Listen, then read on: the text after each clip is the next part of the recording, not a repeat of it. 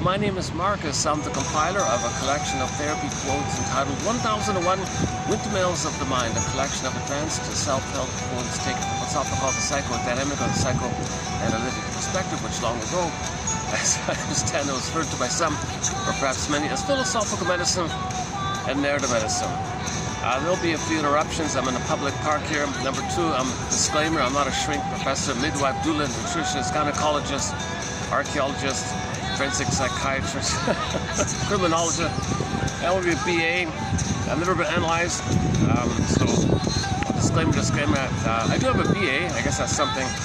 But, so I'm the compiler of the quotes. I find interesting quotes, post 10 on average with the hope that 1 out of 10, 90-10 rule will be of interest.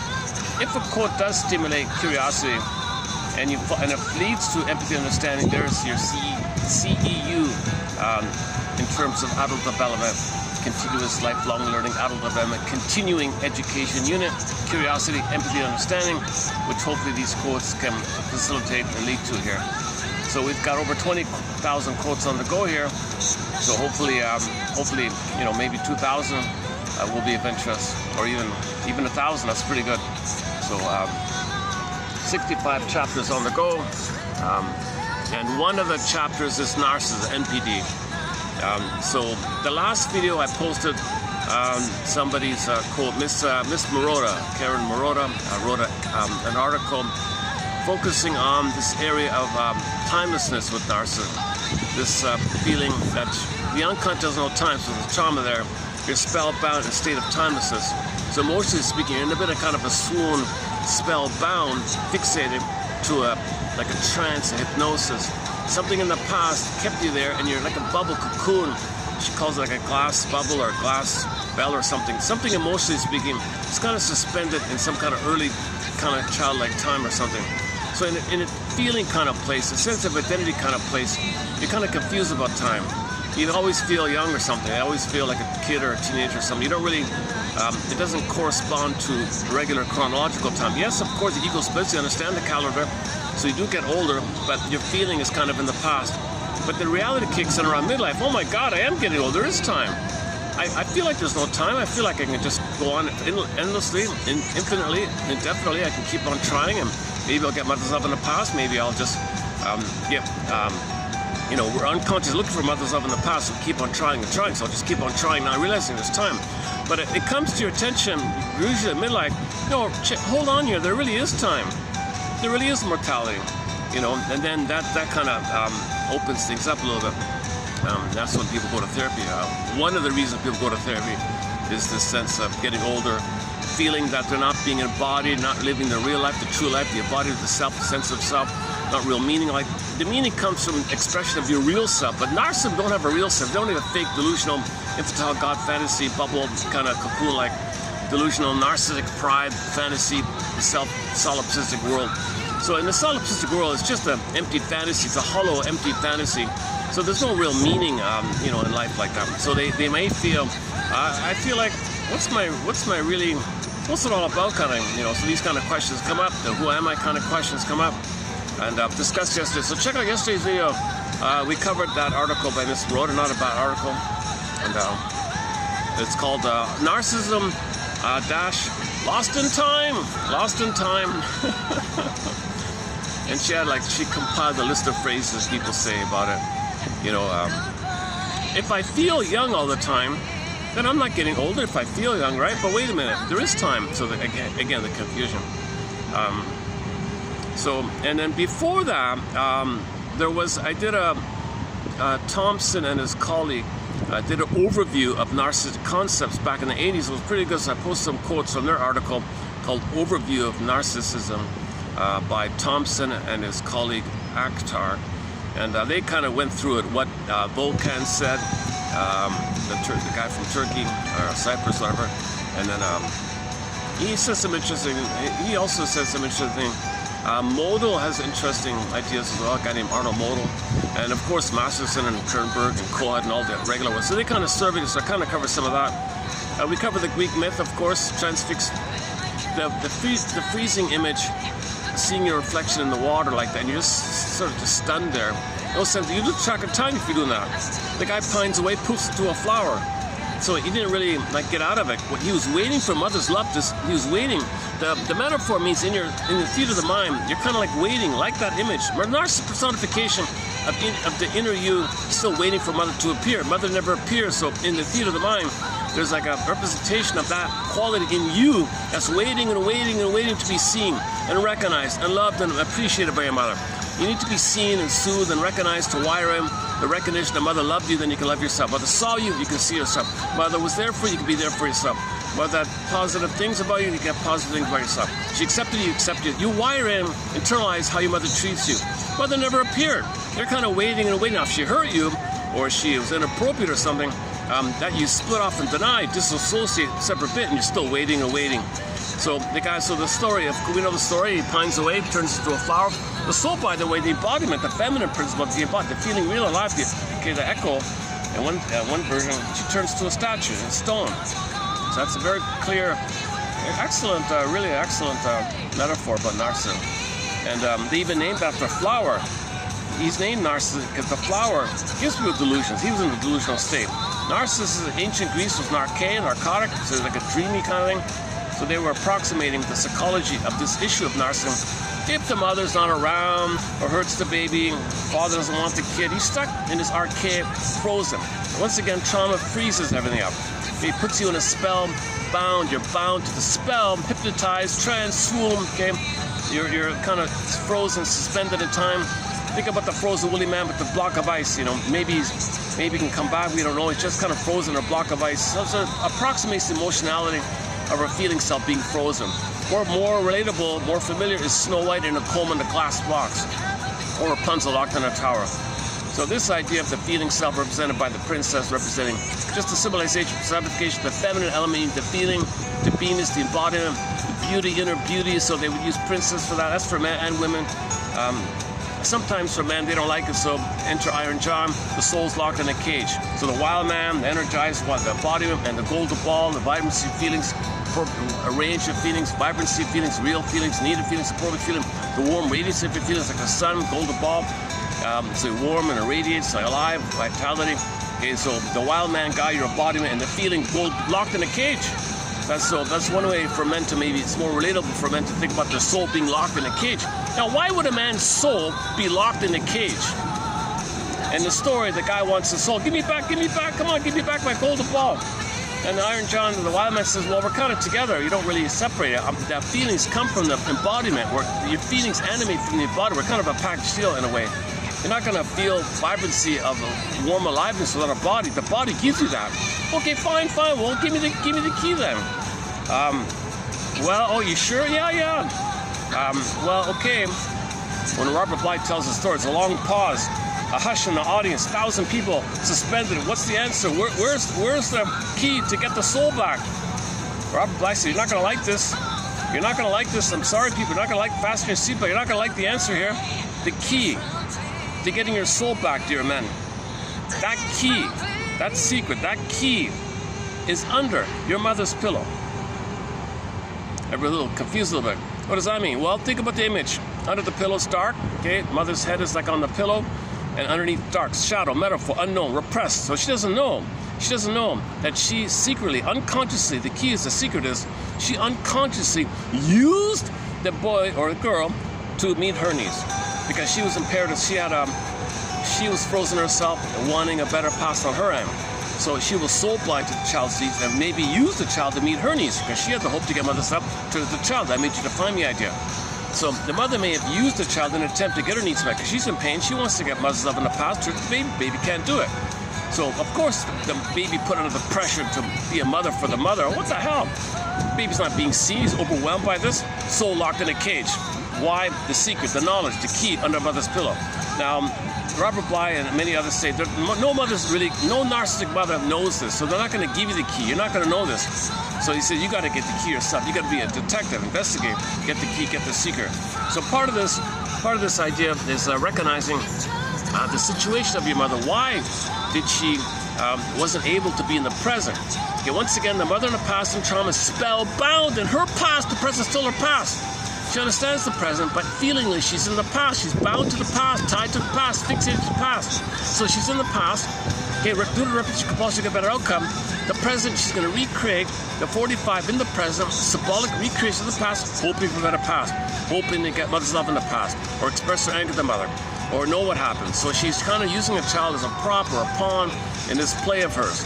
So the child's like being, mother, stop doing this. I'm in the present. I need your love in the present. Sorry, baby, my feelings are in the past. I can't be in the, but I need you to be emotionally in the present. I need your maternal vibratory alive. I don't have a baby. I didn't get it myself. I'm tied in the tarpon of a negative oneness in my mother. She hurt me and I'm bound there. I want to get out of it. I've got unresolved trauma, unprocessed, unrecognized, unthought known kind of trauma like this. It's unfamiliar. And I'm trying to work it through to be able to separate from her, to have a sense of self, to then be able to love you. Oh my God. So you mean you're you think I can magically invent a time machine for you on your behalf and take us back and I'll morph into a good mother, or tell your mother to be a good mother, or make it magically, well, magical thinking, maybe. Like, you got wild fantasies like that.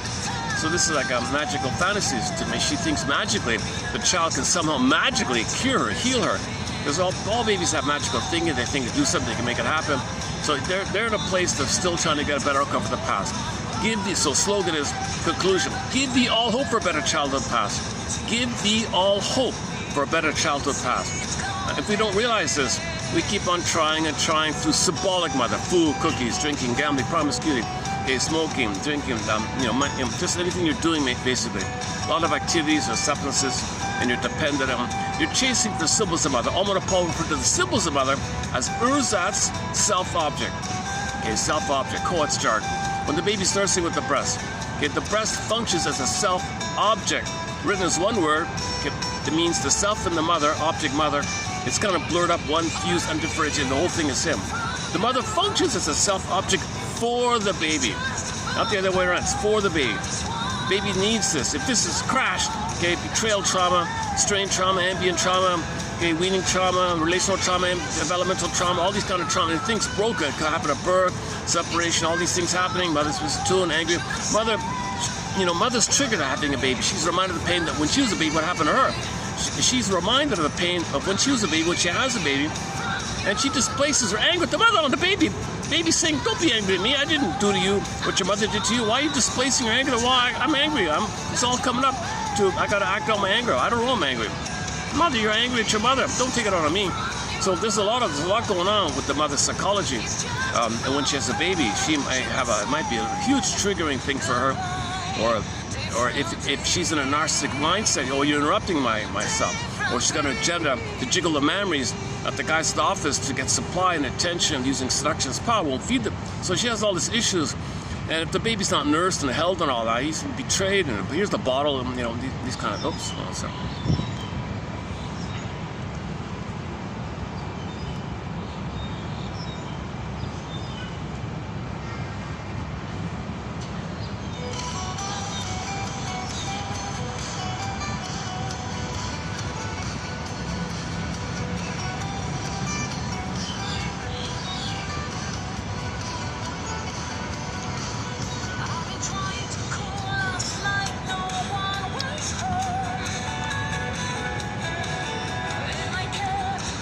Try to get an early start to avoid the rush and all that. Okay. The past two videos done in this park were not bad. They were good videos. I posted only a couple of shorts. Didn't have time to pull up the shorts, but if my anxiety is not too off-putting, the last two videos were pretty solid. If you're interested in narcissism, BPD, hysteric, obsessive, things like that, repetition compulsion, the 45 Edward Berger's theory, Alma Paul's theory, a lot of great insights were covered in the past two videos here in the park. Let's see how we do here today. Today, maybe it's not as crispy and clear as the latter two, but it's still a little bit okay. So in this video, stay tuned. This will be Mr. What's his name? Oh boy. Oh, for Pete's sakes. You gotta be kidding! I forgot the guy's name. I just found it this morning. Sometimes I forget something I just read like an hour, 2 hours ago or something. Okay, I found another author's article on narcissism. Oh, Solani. Oh, how can I forget? David Solani. Okay, so I have an article from David Solani. He carries the flame for Fairbairn. He wrote a book about Fairbairn, one of our mentors, David Solani. He's pretty good. Fairbairn's object relations theory.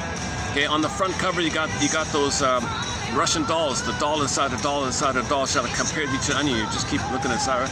So it's an excellent book. If you want a good, clear enough summary of object relations theory, check out David Solani's book called Fairbairn's Object Relations Theory by David Solani. So he's got an article I just found this morning on his sort of his maybe little personal slant on using Fairbairn's model to maybe think about narcissism from the point of view of Fairbairn like that. Because Fairbairn didn't really spell out specifically narcissism. He just had like a model in the mind, and then you can apply it to everything, that kind of thing. So he tried to apply the Fairbairn's model to narcissism as follows. So let's just jump into this here. So let's begin with Solani's take on narcissism. And then after that, I have another quote also found this morning from Karen Horney's first autobiographer, a guy named Jack L. Rubens, is that right? He wrote a book called The Gentle Rebel. Karen Horney, The Gentle Rebel of Psychoanalysis. So he's a huge follower of Karen Horney, and he wrote her first autobiography. I think it's probably the best one. I don't know the other ones, but I haven't even finished. I don't really care too much. Honestly, I don't want to spend too much time bogged down about where she went to middle school and things. Or what her brother did or something. Now, maybe later on might be interesting to appreciate her background that helped her. She's also one of our mentors. Karen Horney, Fairbairn just mentioned Karen Horney, two of our mentors, Edmund Berger, Gay Klein, Mahler, Masters, and other mentors here. Robert Bly also mentioned a little bit. He's sort of like a guest mentor kind of thing.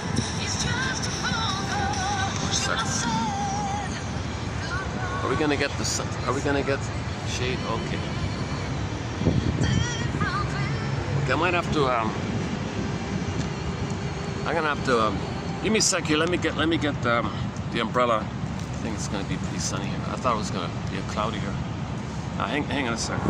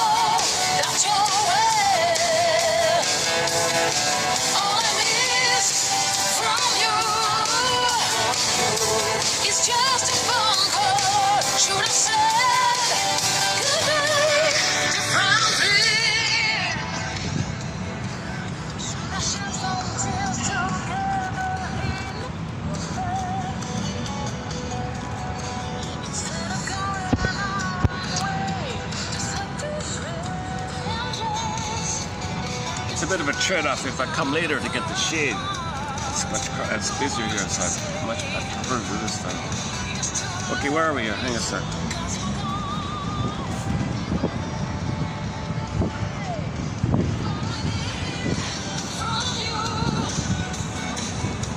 Okay, yes, the gentle rebel of psychoanalysis, Karen Horney. Yeah. We have two quotes of his. One discussing Karen Horney's, an overview of what she said, kind of thing, and a follow-up like that. Okay, so we got two sort of clear writers, right? So stay tuned. So we'll be doing in this video Jack L. is it Rubens or Rubens, something like that? And so this is back in the 60s, an older guy and all that. And Solani, is he still around? I don't know. But yeah, I kind of learned a lot from, first by Masterson, and then things that were unclear, Solani clarified it for me a little bit about either or thinking. So it's a fusion of Melanie Klein, you know, Fairbairn and Mahler, and Miss Jacobson, I think, and a couple of others. So let me just focus more specifically on Solani's take on narcissism. Okay, now I forgot to bring the coins because it's a good prop to use as a teaching aid. So imagine two coins, like on top of you, like pressed together kind of thing. So imagine I'm holding two coins here and they're touching, right? And just like in the mind, so that's like a symbol of the sense of self. The baby has some kind of impression of himself, self-representation, like a coin. But he's fused, merged, one with the mother, the breast mother. He's kind of blurred up like that, called non-differentiation, undifferentiation.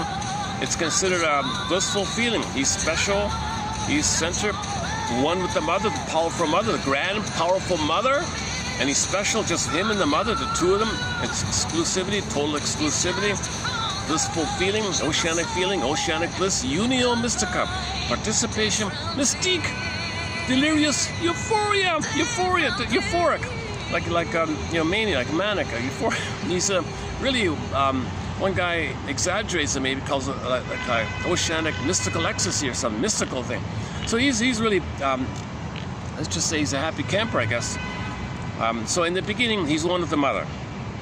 Just like, you know, if you're frozen there, people go to New Age workshops, they project that onto the sky. Oh yeah, you're one with the universe. The universe loves you, knows you, transforming energy, powerful. You're one with with the big breast in the sky. You're one, and you want to trigger, and you're still looking for that, right? So in your fantasy, you're trying to trigger when you had it. It was missing, so you're looking.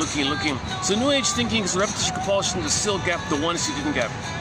Most New Age thinking is a repetition compulsion to keep on trying to get the blissful euphoria, the mystical, transforming, loving vibration, loves you, the grand, powerful universe loves you, knows you, it sees you, it's, you know, all this kind of stuff, right?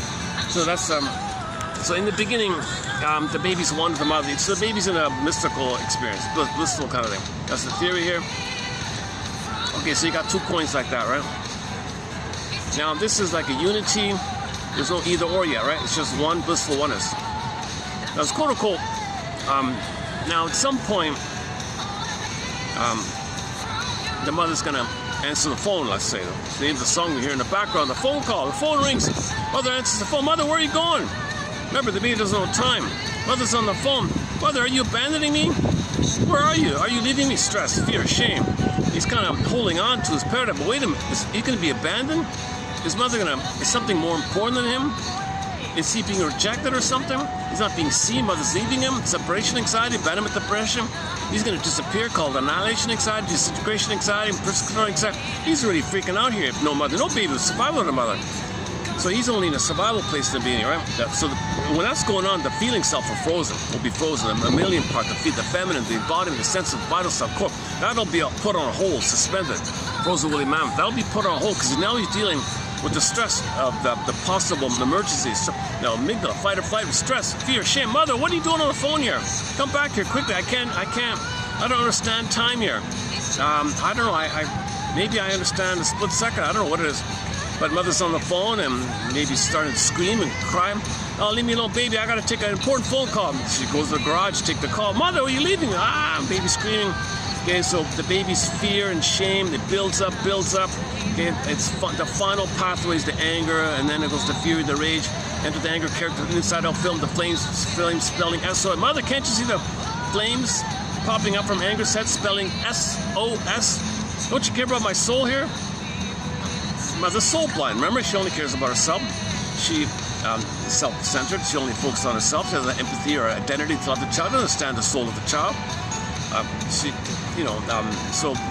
So what's going to happen ultimately is he's got to preserve he can't know mother's hurting. He can't know mother's doing this. He can't. Now what's happening now is he's going to internalize and think. The theory is he's going to say to himself what he thinks mother's saying to him. You're not important. Something else is more important.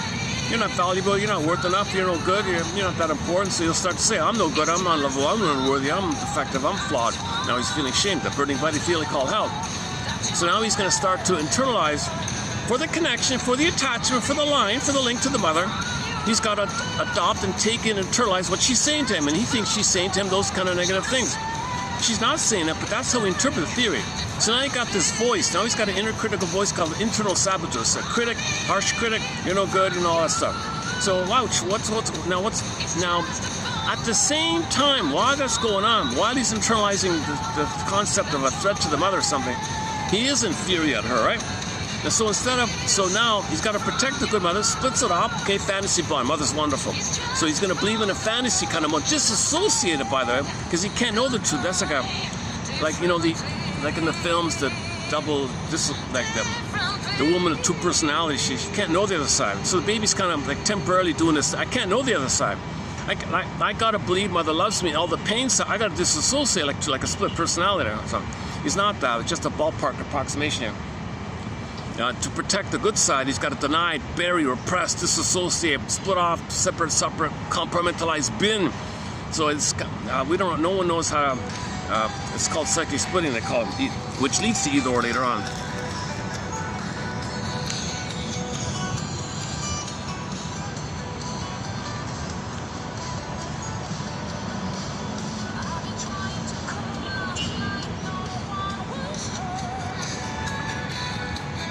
Sun coming back on.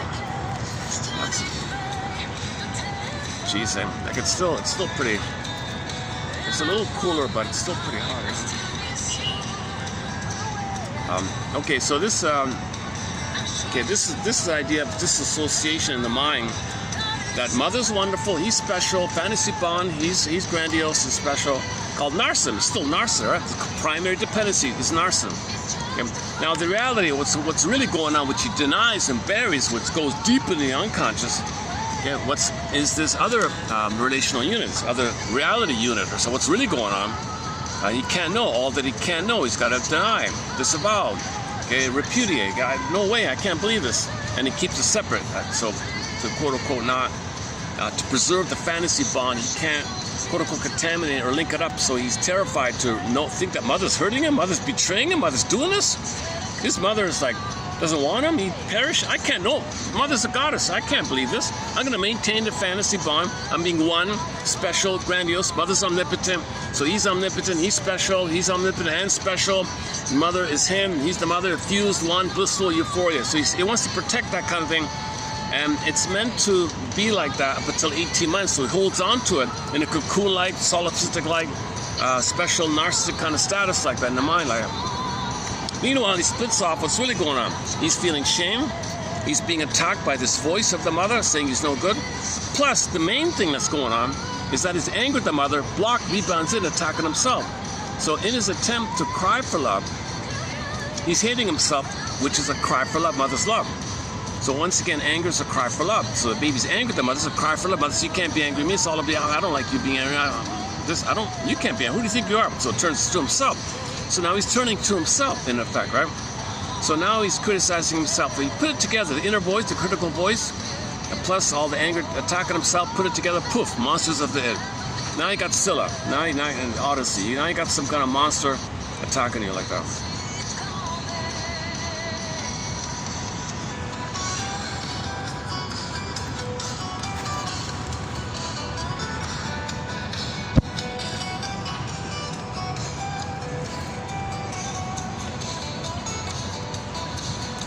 I gotta figure out a way to prop up this umbrella somehow. Can I do it like this?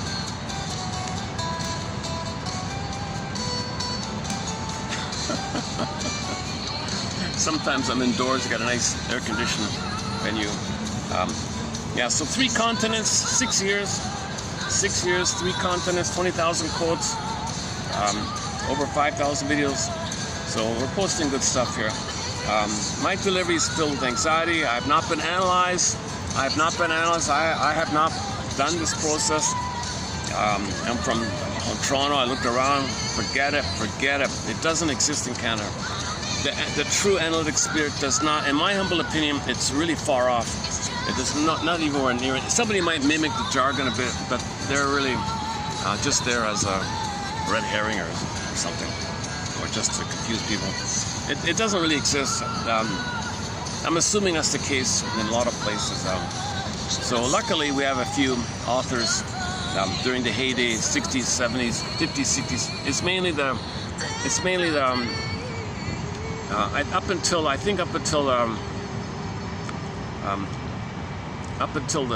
70s, 80s or something.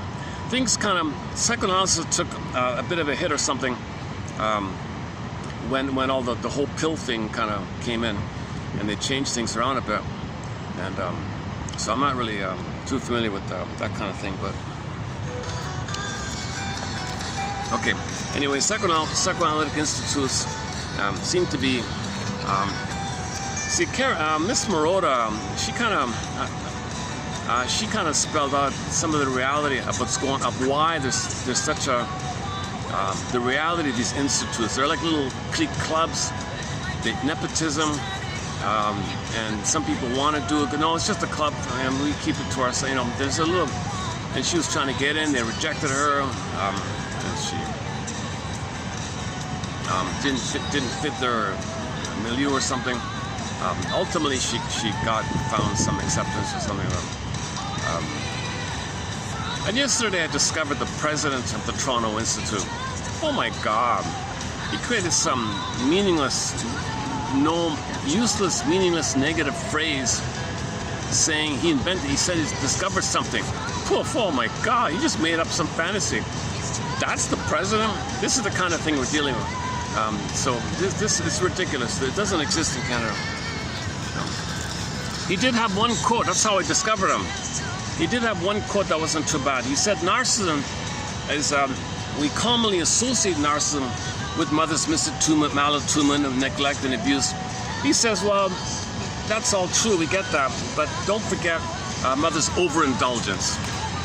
So he had a good point. He said, "I'm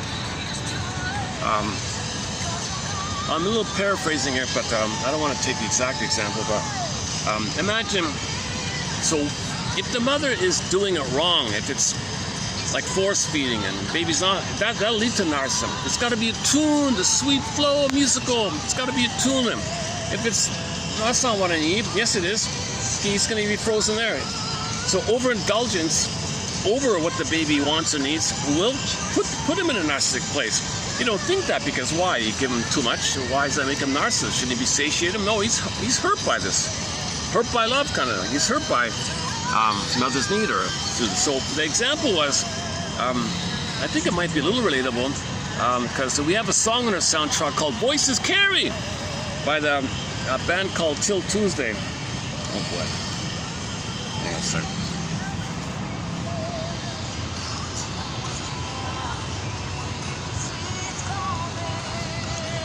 I'm trying to juggle 5 things.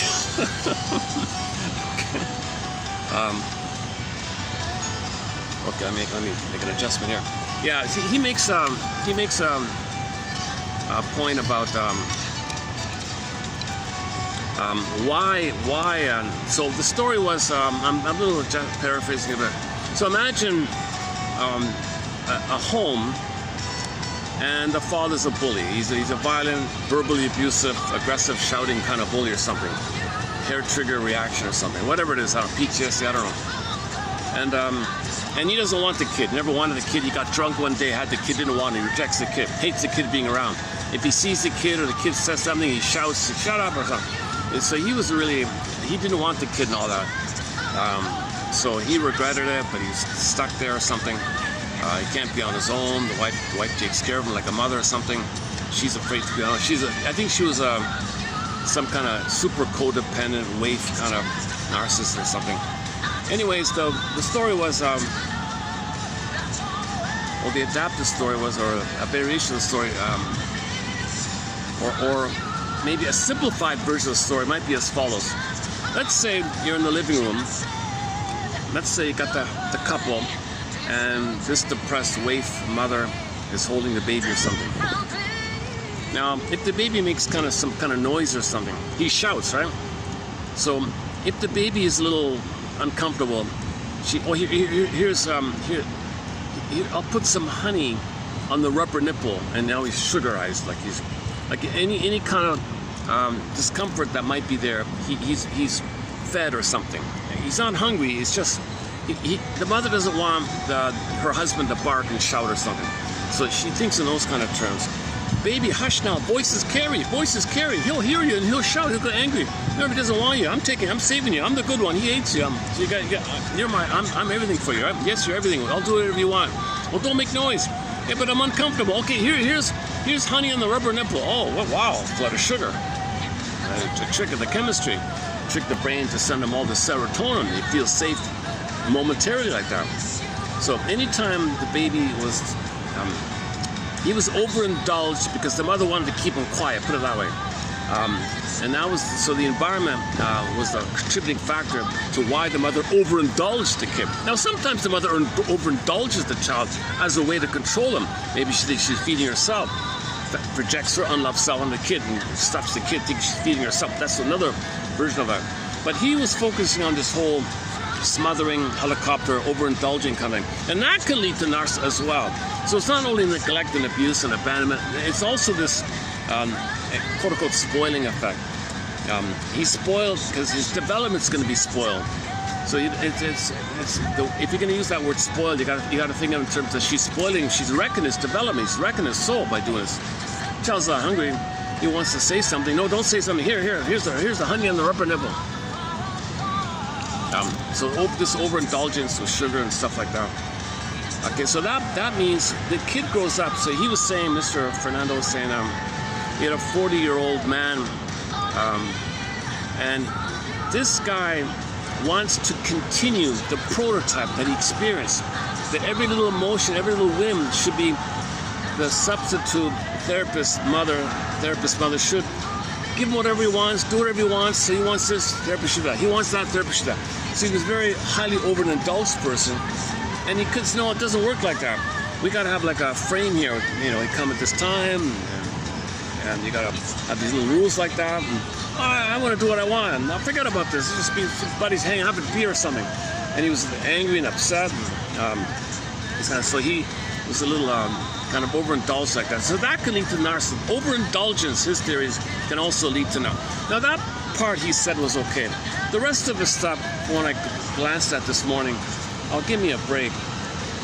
He's trying to make himself. He's in a fantasy that he can be famous by manufacturing a new word for something we don't need for, you know. But everybody contributes. So his first book was on defense mechanisms. I haven't seen it yet, and the second one I only saw. To tell you the truth, I just typed in the AI. Can you summarize what's the main message of this guy's book? Because I don't have access to the book, and he sort of explained a little bit. It seemed meaningless the way it was. There's 3 sample pages I read yesterday that didn't make sense. He's making stuff up. A lot of shrinks do. They want to create some new term to feel important. I'm important. I'm going to pretend I discovered something. I didn't, but I'm going to pretend it and make a term for it. Look at me. So a lot of these authors are using psychoanalysis to feel important, feel narcissistic like that. Yeah, I got this jargon. I got this. I know the jargon. I feel important. Look at me. I'll even make some jargon. I'm a part of the club of this kind. Okay, never mind. So let's go back to Solani.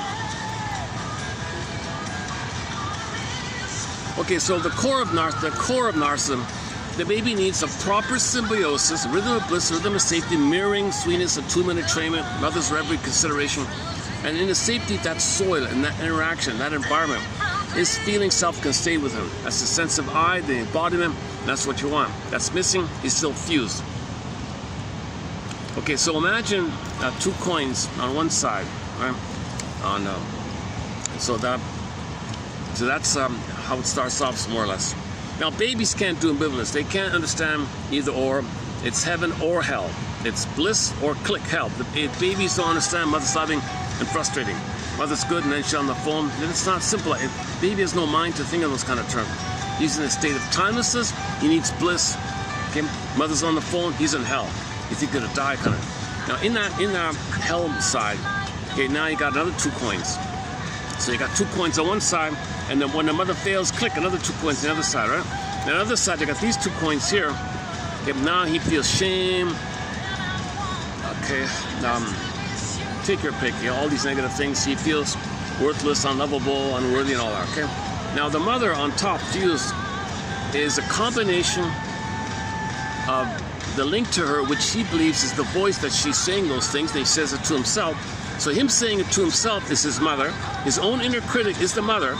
Plus, it's fused with anger with the mother, fusing it with the negative voice, negative inner voice, with the poof monster. Now you got something attacking like a monster.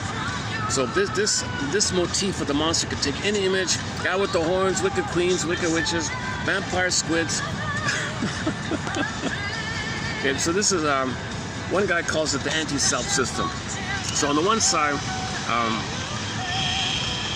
well, potentially on the one side, the fantasy thing, that's your positive side. It didn't develop, but you want to develop. But if you try to develop, well, you're gonna be reminded and trigger the past, which created the other side. Then you're flipping back and forth. So you don't want to feel the pain. It's a collective fantasy. If you try to develop, wait a minute. When I tried to develop, I was rejected. The other side came click. So you're just reliving the prototype in the mind, the model, the imprint, stencil, okay, the schema, the schemata, okay, personal construct theory, mental construct theory, psychic construct theory, internal working model, internal system like that, called internal work, called psychic stencils and things. Okay, how are we doing here? Yeah, I'm a little fidgety here because I'm sweating, I'm baking. It feels very. Oh, I see. I was here in the late afternoon. It was cool.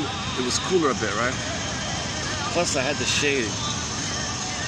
Okay, I think I gotta come a little later then if that's the case. Yeah. It's getting busier here already. Yeah.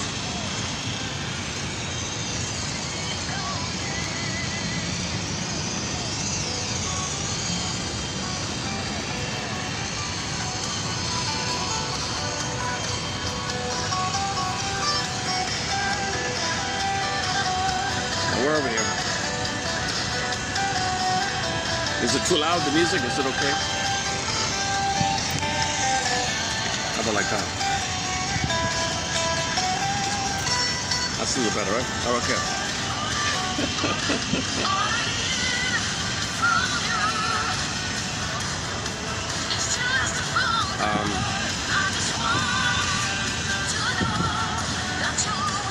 So on the other side, on the 2 coins on this side, okay, so he feels unloved, and mother's not loving him. Mother's attacking him. He's attacking himself. So he's attacking himself, i.e., that voice he internalized, made it a part of him. He's saying it to himself. He's saying he's no good. That's the link to the mother to say he's no good. Plus the emotional component of that, so the cognitive and the emotion of that is the rage attacking himself, rebounds in. Now he's harshly criticizing himself with the enraged emotionality, like the monster and the negative voice. It's as if he's turning to himself, to mother himself. He can't do it. So that's why perfectionism doesn't work. He cannot possibly be his own mother. So it's a baby and a mother, it's 2 people. He can't do it all to himself like that. So due to the immense pain of this, he's gonna first of all, the first trick is he's gonna visualize the pain by chasing for symbols of mother, which triggers the blissful fantasy bond, the chemistry. Then he feels better for the moment, and chase for symbols, chase for symbols, chase for symbols. Now he's considered to be quote unquote addictive because he's dependent on the symbols to trigger the good feelings about the pain he's feeling. So you got this hamster wheel, repetition compulsion, okay, Tantalus myth, round and around kind of thing. So he chases, dopamine chases for something, reminds them to feel better for the moment, but that chemistry goes down. The set point of pain is too high, so you got to chase to trigger the past to feel better. The happy chemicals go down, chase. Now you got this misery machine, the rigmarole. Okay, so this is Almond Paul referred to as the chase, the dopamine, the chase for the symbol. So your future focus to chase for something to remind you of the mother, symbolic. Now, mother failed you, abandoned you, rejected you, so of course cookies and so on is going to do those, cigarette is going to do those things. But in the pursuit, you feel excited, you feel important, and you believe the thing is mother, so you got the anticipation of getting love. So you anticipate getting love, so you're hopeful like that. All it really does is make you feel important, preserve your grandiosity. You're going to do it, you're active, and you're going to get mother's love. Everything will be okay. So for the moment, you do feel okay because it reminds you when you did that mother. It goes down, no time, do it again. Repetition, compulsion to repeat. And then the top layer of the cake is called rationalization, where the id says the ego, cover me, don't let the person know that we think that the cookie's mother. Give him some handy thing to say to himself. He can't know this, he can't need to know, he can't know this. He'd interrupt it, he's too much pain, he can't know, we're in pain. So make him believe something, and the belief will be good enough to make him unaware of the pain, and the pain is creating this belief. So make the belief to correspond to the pain.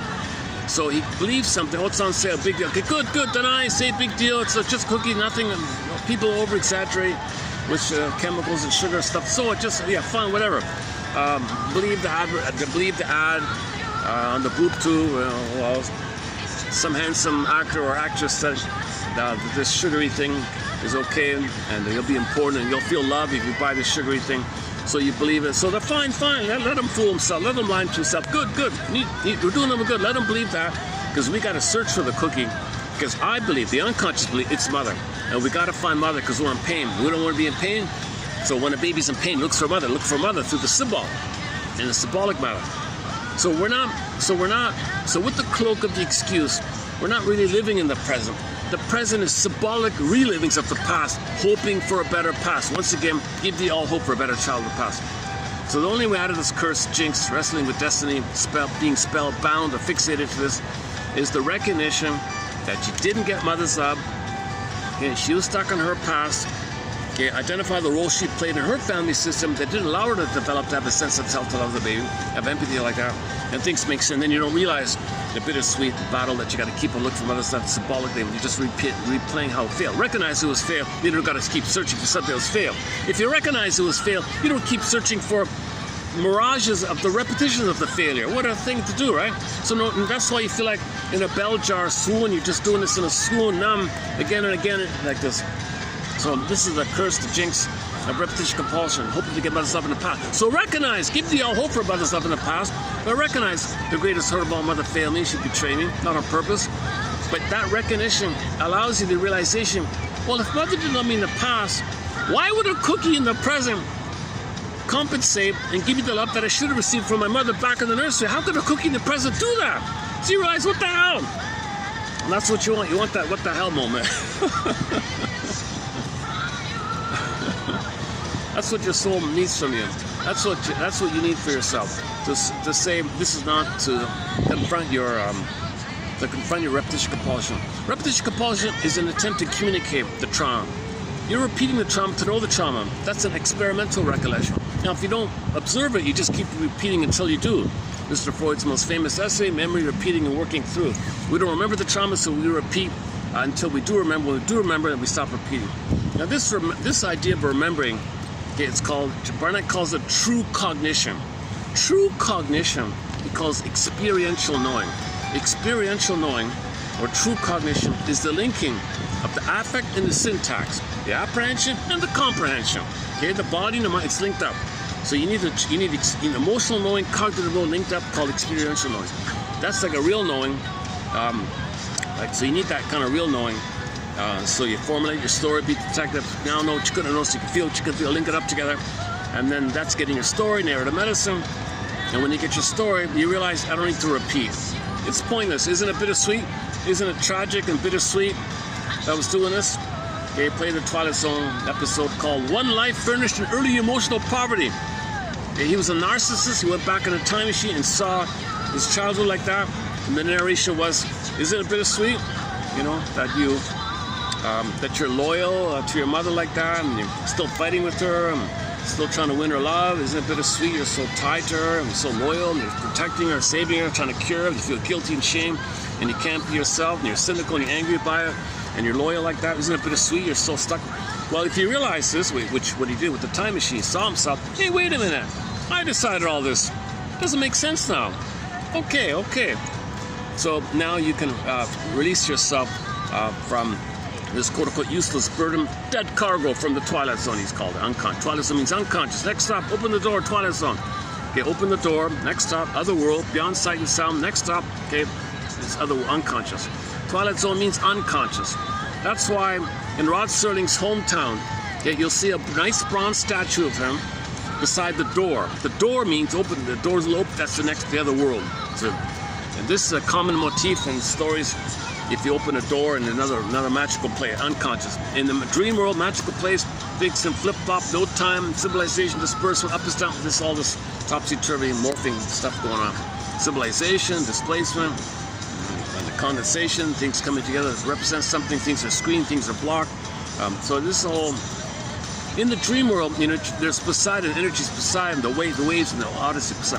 When I say Odyssey, I mean the 1997 film TV miniseries starring Amanda Sante, that Poseidon. You see Poseidon, the waves in the ocean, things are moving in there, trying to move things along. Now, Odysseus was stubborn in his narcissism, so he couldn't find himself with that attitude, so he's always waylaid. Okay, the ocean, the storms, and the boat's broken, the raft's broken. He can't get home because he's so stubborn.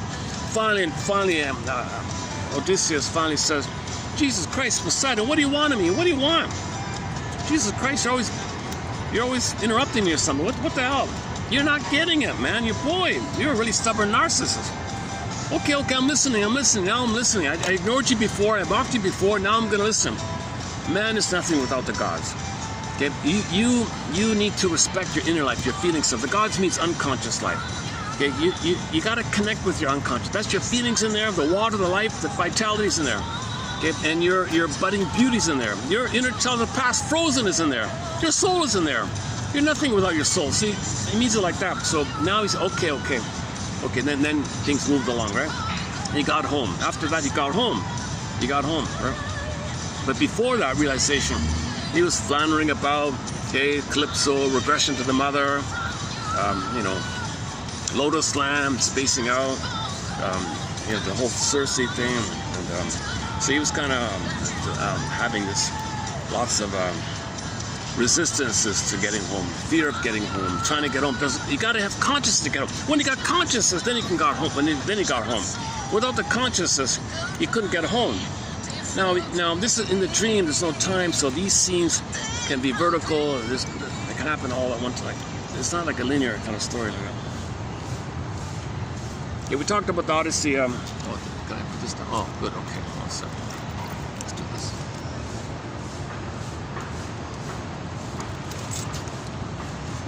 One second. Let me take a perspiration moment here. One second.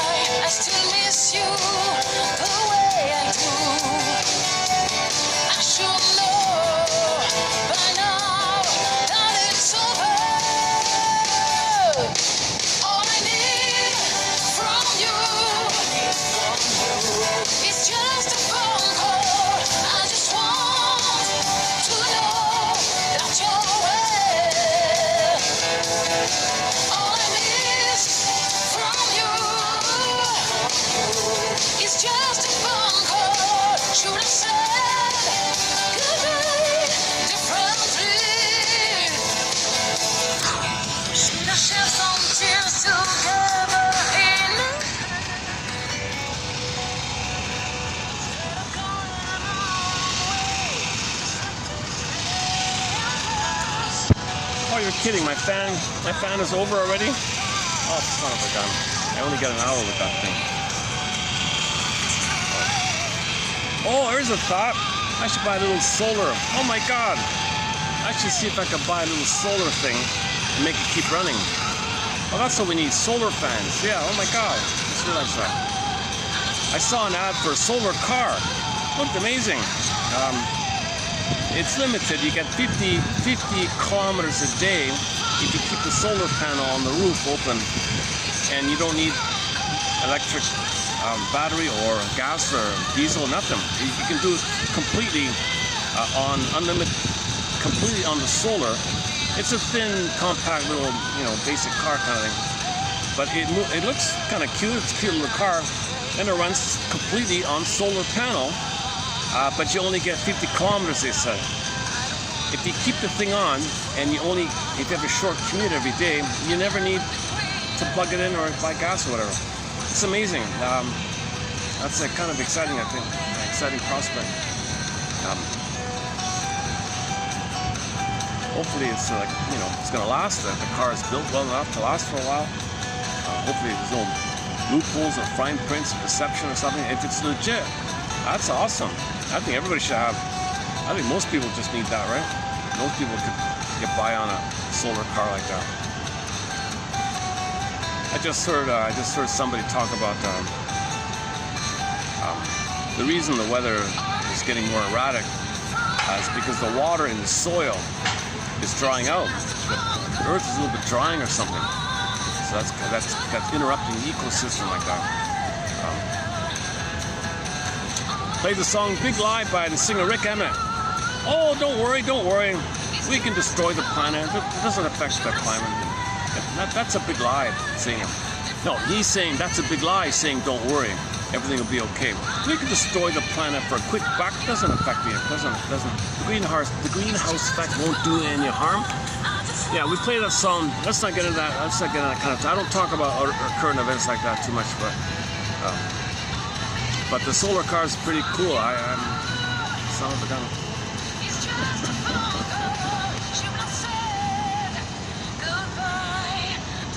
Yeah, the guy, if that thing is legit and he's not being attacked by who, and he's free to do his supporter, and people go, he could take over. I'm sure there'll be covert attacks on his thing, shut him down. I don't know. I hope not. I don't promise.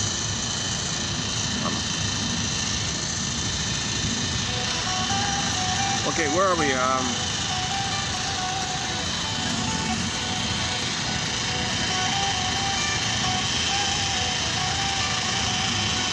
Yesterday I was here. The whole crew was doing their landscaping. One guy here. Where are we? Oh, for Pete's sake! Okay, let's go back to one elementary version of the psychic structure of Narsen. Got the self. So imagine a coin, the bottom coin fused with the top coin. The bottom coin on this side represents grandiose self, infantile, megalomaniac, special king of the god. It's all about him, center stage. Doesn't have to give or feel or empathy. He's special king. That's the theory with babies. They think they're the center. It's all about them. The breast, the whole world serves him. He's special, chosen, special, stuff like that, right?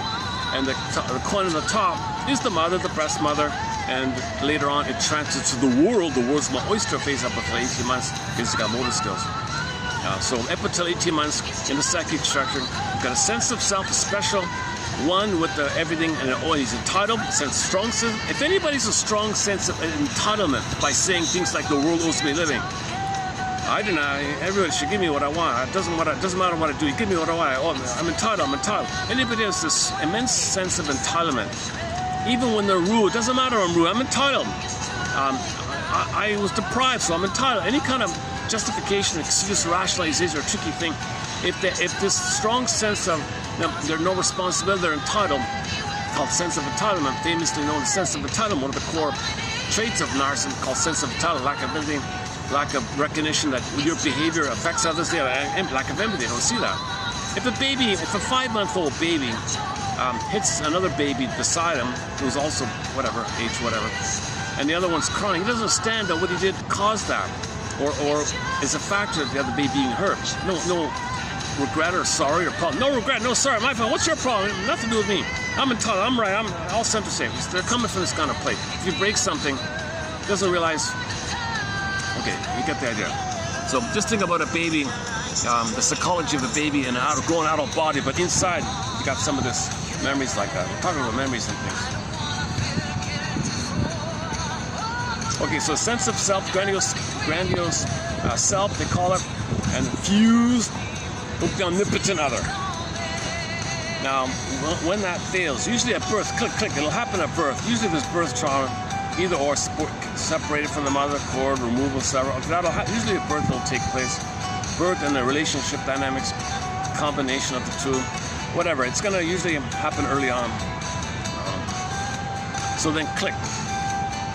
Shame, oh my God, perish, annihilation anxiety. And his rage, the mother rebounds on himself. All those beliefs, he's no good, saying it to himself. He's criticizing himself, blaming himself, no good, shame, guilt, shame, guilt. Now he's saying that to himself. And saying it to himself is the tie to the mother, loyalty to the mother. Is that status of saying it to himself while he, on another level, at the same time, special king and a god. So you got underlying shame, and at the same time you got grandiose fantasy, special king and god thinks so great. At the same time he feels immense shame and feelings of unlovability and worthlessness and all, but he feels like a special king and a god. So yesterday, yeah, Maroda had a client who said, I'm ahead of everybody, I'm so special, I'm so superior. You know, I'll tell you the truth, honestly speaking, I feel I'm behind everybody. I don't know how to relate or feel with people. I don't connect or I don't have any genuine connection with people, or I'm way behind that kind of department. I don't know how to, that kind of thing. But he feels like a special, so he's got, so at the same time, the grandiosity is your, where you're frozen at. At the same time, split, you feel like a fill in the blank. Take your pick. Okay, so on this side, you got those two coins pressed. The key word here is non-differentiation, fusion, merging, symbiosis. Okay, fused like that. Okay, you got a pair of fused there, then it splits over on this side. Okay, the shame and your anger attacking yourself. Monster, self-saboteuring, attacking yourself. The Scylla monster. Okay, guy with the horns monster. Okay, devil monster. Devil just means, okay, your anger, okay, was to live and love. Mother, I want to live and love. The L-I-V-E, block, tension, stress. The letters crunch up, twist. Then when it perverts, then a reverse E, it's destructive. Now he's got destructive fat, he's got devour the breast, possess the breast. Now he's in rage, wants to gobble, cannibal, oral, block, oral, rage to himself, monster. Okay, that's the idea of the evil, destructiveness. So he's being destructive onto himself. Play the song by the band Delirium. Can't you see, can't you see, can't you see the threats within you like that, inner conflict. Now we can borrow the self-system overlaid by the anti-self system. When you want to be yourself, okay, you're triggering the anti-self system. So you got the clicking back and forth kind of. Okay, let's start. Let's just pause here for a second. This keeps falling on me. All I need is a new.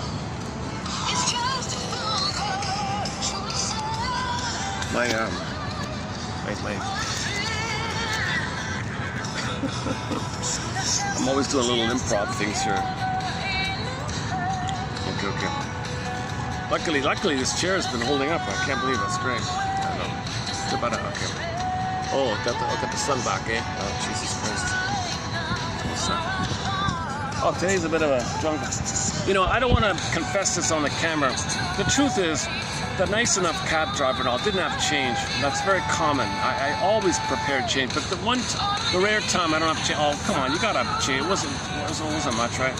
Sure enough, it's constant no change thing. So I scrambled. I bought some low-grade coffee somewhere, and I thought, well, let me try it. And I think it affected. It's filled with chemicals, and it's heating me up a little bit. I feel hotter by it. I'm better off with the tin stuff, the good tin stuff. So I think I'm not gonna buy that low-grade coffee anymore. My God, I think it's part of it. I think it's what's going on, actually. Yesterday I just had the tin stuff. Okay, I'm blaming the coffee, right? He was such a nice try. I wasn't angry at him. I was a little, oh, jeez, no, unbelievable. Like, what are the odds, eh? Like, 90% of the time they don't have change, right? So, yeah. And 90% of the time I have the right change. It's bound to happen, right? On occasion they do have change if you need it on occasion.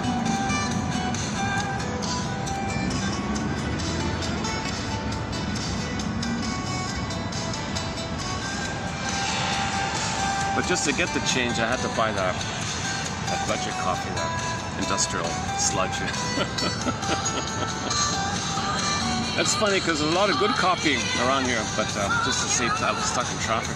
All right, downtown. Okay, enough about the son of a gun. Give me another second here. Hold on.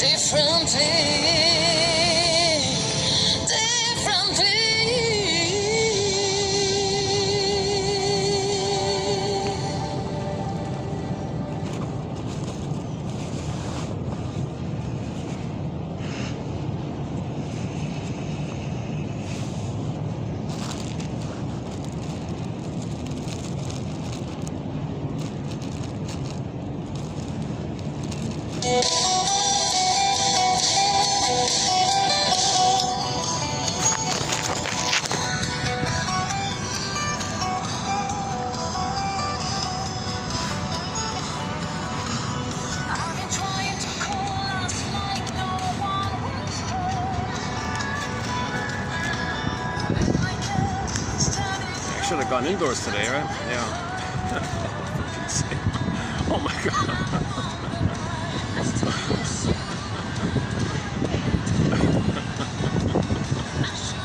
I feel like I'm in some kind of a comedy. I feel like you know, like you're with your kids and doing silly little things or something.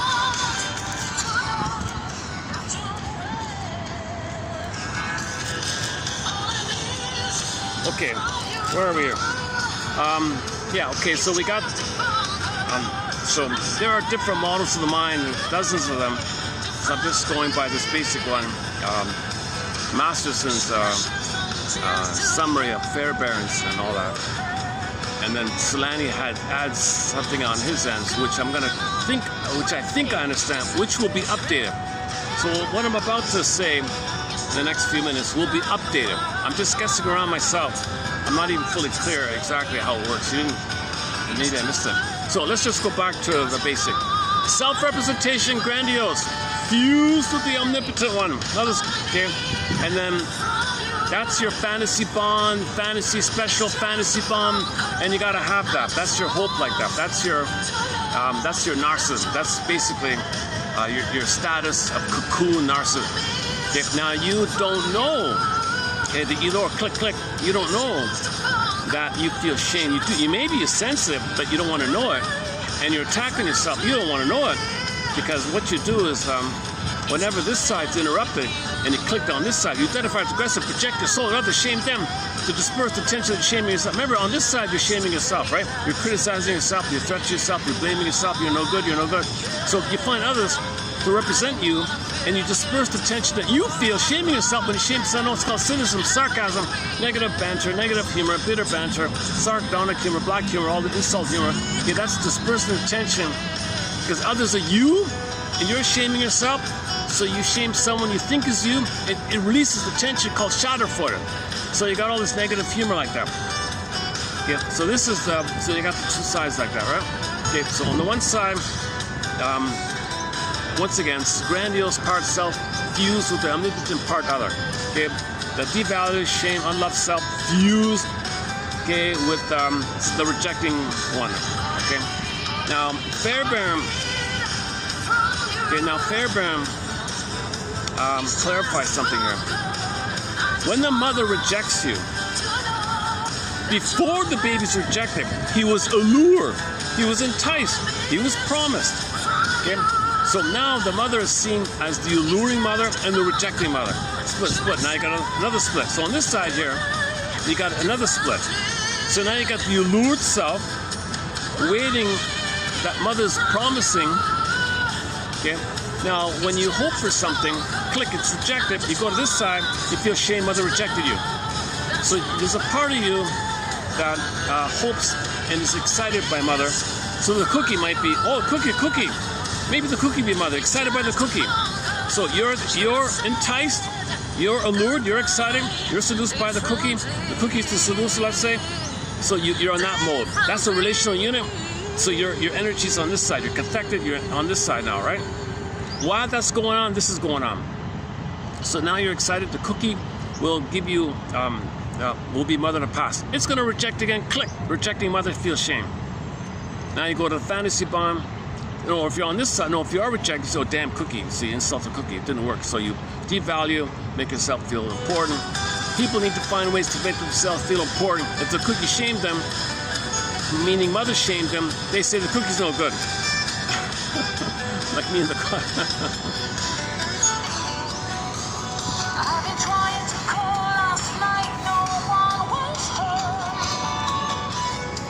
Okay, good news. There's soon the shade will make it to this side here. Maybe in half an hour. I'll be okay in about a half an hour when I get the shade. Okay, so this is 3 paired relational units. So think about 3 relational units.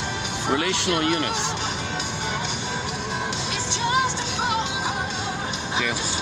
So you got on the one side, okay, your grandiose self fused with the fantasy bond that she's amazing, and you're one like that. 1 unit. Okay. You feel hopeful, and mother, and something is going to promise you. That's another one. When the promising fails, repetition of the mother failed you, then you click. You're on the other unit where you feel shame and mother rejected it. Now to deal with that, you identify with the aggressor and project your soul into others to shame them, and then you recycle the whole thing around. Now Solani says when children are too abused, like to use Mr. Fernando's model, too smothered and all that, to the point where they're so cynical, they think nothing is good enough for them. They're so pessimistic, nothing is good for them. Right?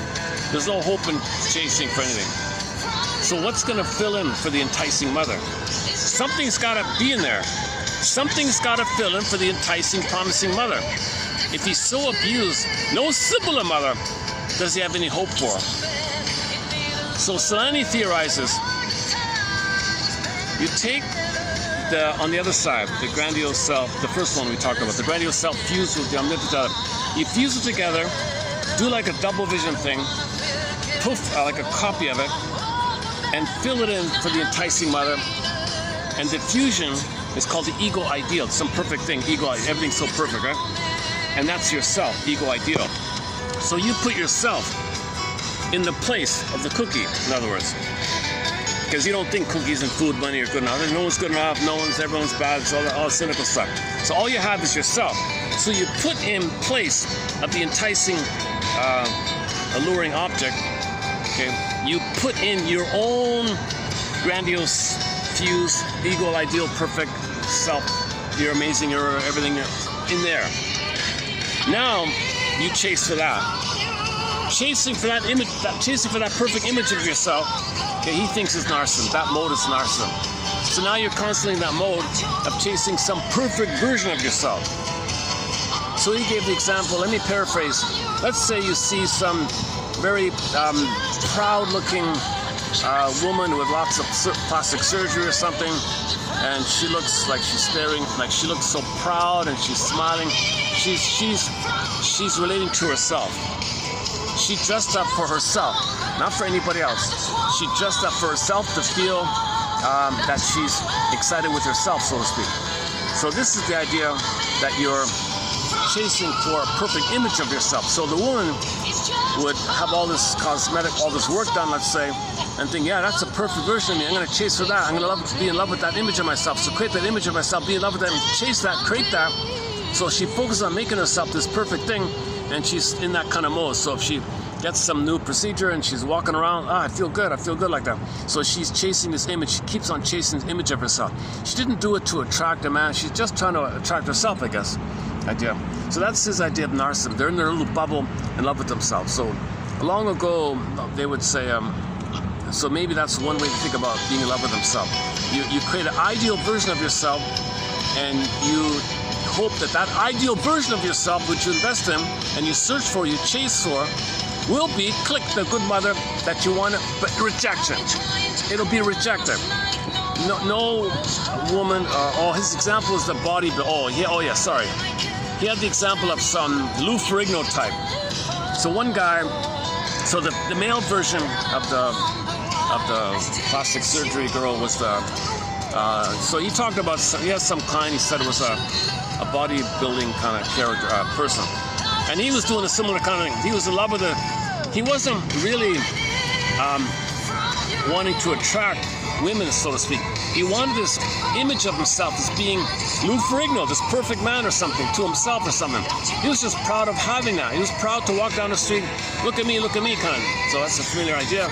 And you might think he's doing it to attract a woman, but he thinks, no, woman. So his theory is it's more about himself. So there may be just two versions, both going at the same time. I'm not really sure exactly. But I can a little bit relate to the example. Sometimes in the mall, you'll see girls, dressed up immensely, and you can see they had a lot of work done, and they're kind of like, whoa. But there's this feeling of they're in their own little bubble. They're walking around.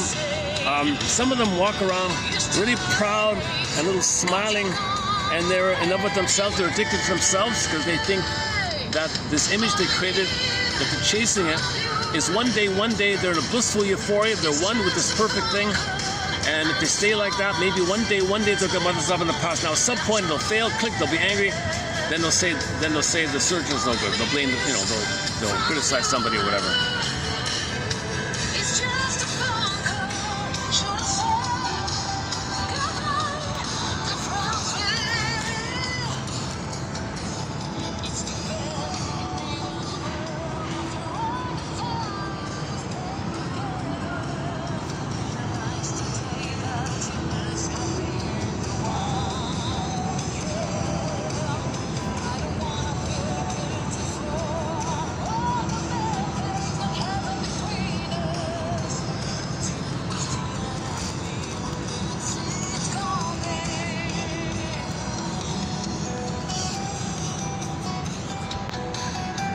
So that's just a little theoretical consideration. So let me read what he said. Maybe I'll turn this off then, hang on.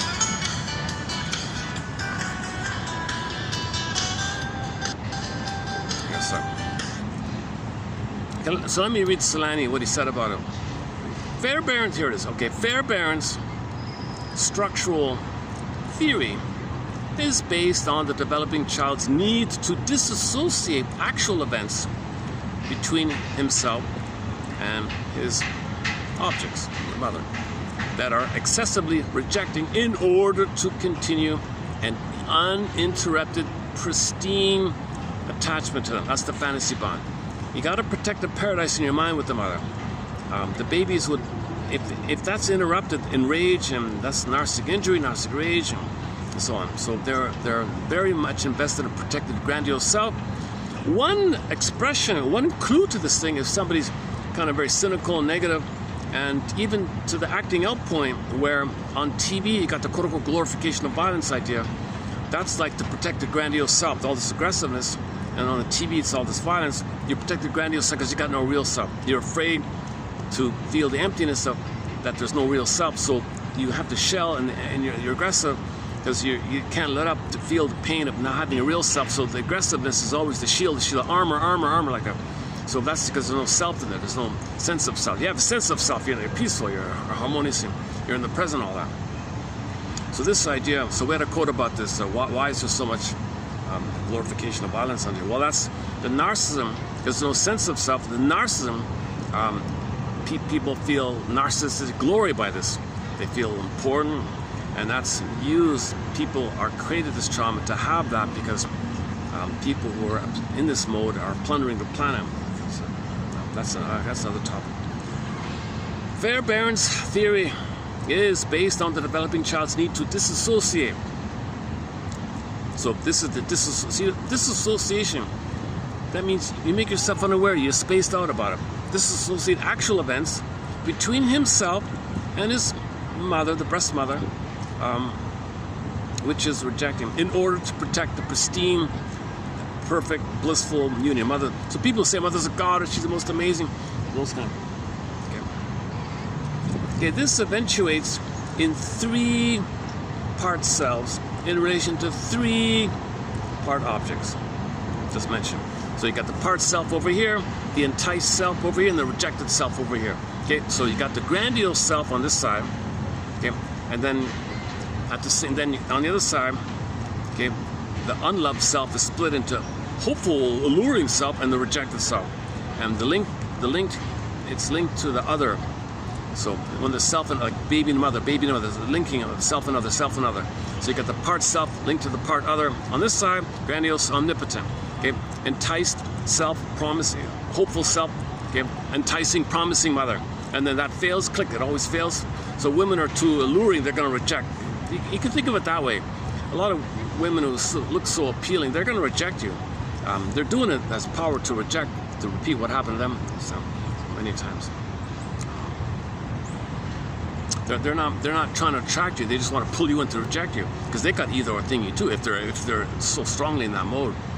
If women use seduction as power, see, they want to reject you because they were rejected. That's why they want the power to reject, because they want to control the rejection narrative. They will reject. Thinking the Faustian deal, if they do the rejecting, they'll undo that they were rejected by the mother. A separate topic called Faust.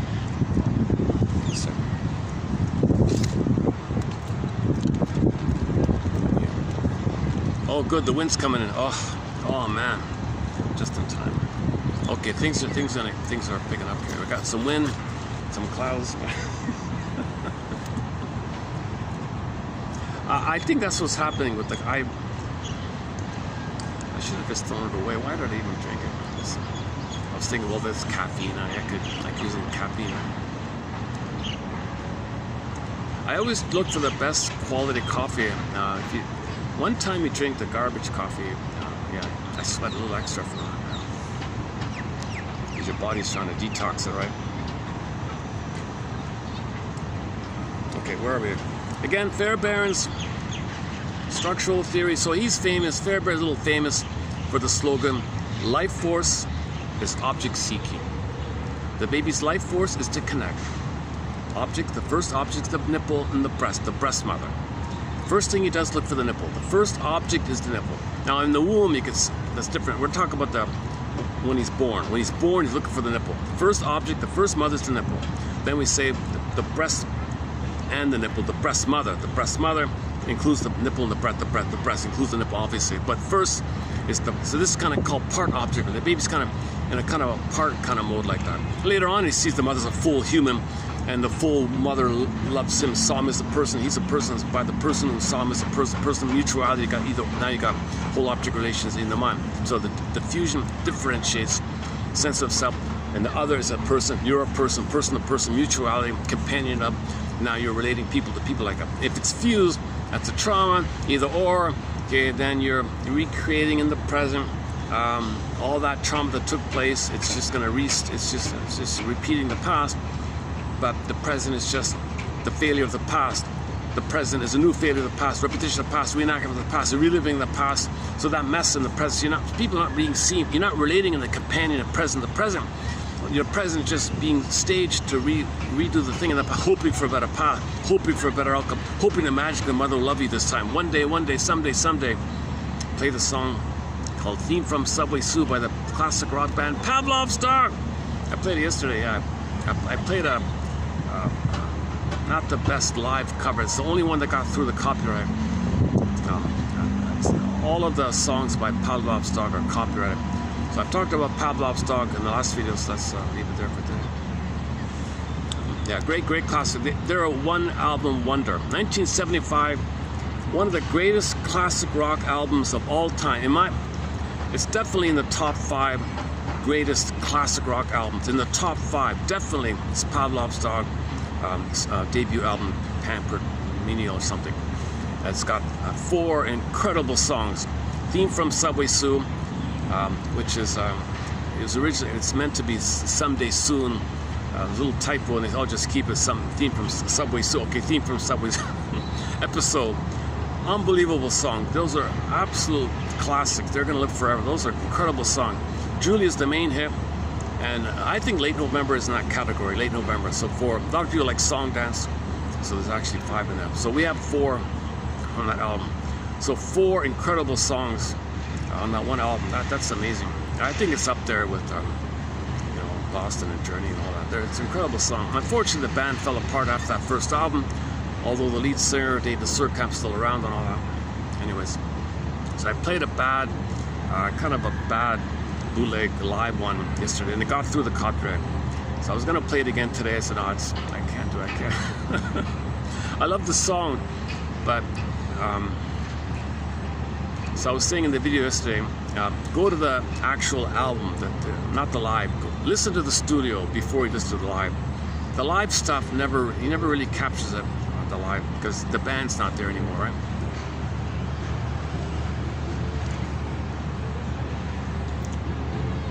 Oh, Someday Soon, yeah. So Someday, yeah. Theme from Subway Sue. Where are we here?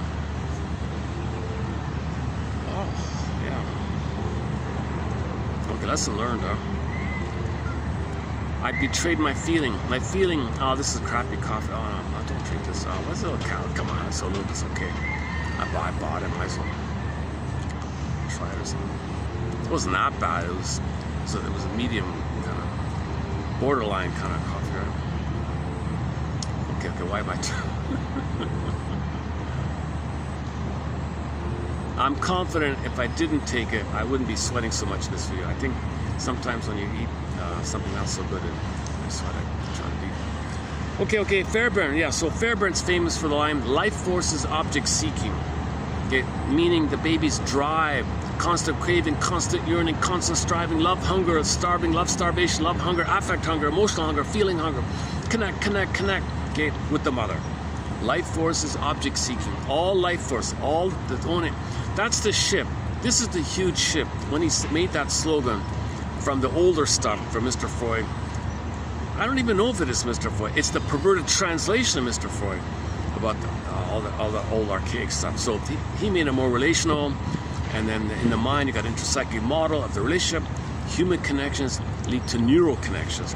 Interpersonal becomes intrapsychic. So we're talking about this intrapsychic model of these 3 relational paired units. Part self, okay, special, mother's goddess. Okay, and the 2 is 1 like that. Okay, so that's you're kind of basing yourself like that. Okay. When that's interrupted, click, you go on this side. Well, if that's interrupted, you'll go on this side. Either you go to the shame side, and you identify with the aggressive side, project your shame side on someone, shame them, or at the same time, or in other versions, you click to the hopeful side, and what's going to be mother? What's something promising? Now, if he's so cynical, nothing's promising. So he turns to himself. So he'll make himself more perfect. So she'll get another procedure, or he'll pump more weight. So I don't know, whatever. So make himself more perfect or something. Because now he's chasing the ideal version of himself, and that's the promise of the oneness on this side. So the oneness on this side goes over here, and you're chasing that. That's not that. So at the same time, you got the 2 going on. You know, enter mass system.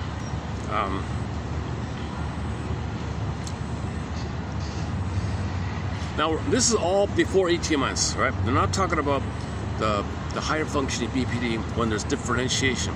We're talking still fusion. This whole thing is based on fusion. Primary dependency needs not met. Now, when primary dependency needs are not met, that means you don't develop to your sense of self. Now, this setup of unmet primary, okay, and unmet development of your feeling self, okay, those 2 needs, okay, connection, identity, okay, it's going to lead to different personality types under the umbrella of the narcissistic structure. Okay. So enter Barnett. Sorry, let's talk about masters later. So Barnett has it whereby before 18 months, the lower functioning obsessive, the narcissistic obsession, okay, the affect pops in. The affect is the emotion about signaling, but the mother says, you can't show me emotion, it pops in, affect pops in. Then it goes to the lower functioning. So he's very pedantic and doesn't understand the main idea of anything, the spirit of the message, the spirit of the law, the broad idea, the broad perspective, can't see the forest for the tree. So he takes refuge in minutia, and he wants to be perfect in some really picky little thing. And that's his idea of his covert narcissism. If he's a perfectionist, some little thing, maybe someone will say good boy, and other people saying he's a good boy. That's the connection the Zoom was developed. Doesn't work, so you keep on going like that. Now, the implosion of affect one is three types there. Lower functioning, obsessive, you know, now you got, and then the paranoid, depressive, those three. If the affect does pop up, it's crude, it's kind of, doesn't know what it means, it's hysterical a little bit, so you got the lower functioning, the hysterics, the emotional, acting out and impulsive types. That's the emotions there, and you do something, act out or impulsive, or you're dramatic in your emotion and your expression. Vivacious, so you might be vivacious. If that's the lower one. Now the higher one's a different story. They're more warm-hearted. Now all those are considered cold, narcissistic, entitled, like that. Just different versions of the narcissism. The narcissism where the emotions pop in, narcissism where the emotions pop up. Now the narcissism can also be conceptualized as waif narcissists. That might be the depressive narcissist. Okay. The turtle narcissist, maybe that's a separate one, or it could be the obsessive one. Clinging vine narcissist. Oh no, that's okay. That's a different one. Hang on, hold the phone here. What's the other? What are the passive aggressive narcissist? That might be another narcissist. So the narcissistic category, the passive aggressive now would also be an implosion of affect. So we can add the passive aggressive narcissist if we're going to use Barnett's model. So lower functioning obsessive, paranoid depressive, passive aggressive. The waif, that'd be the depressive one, I guess. Okay. Now,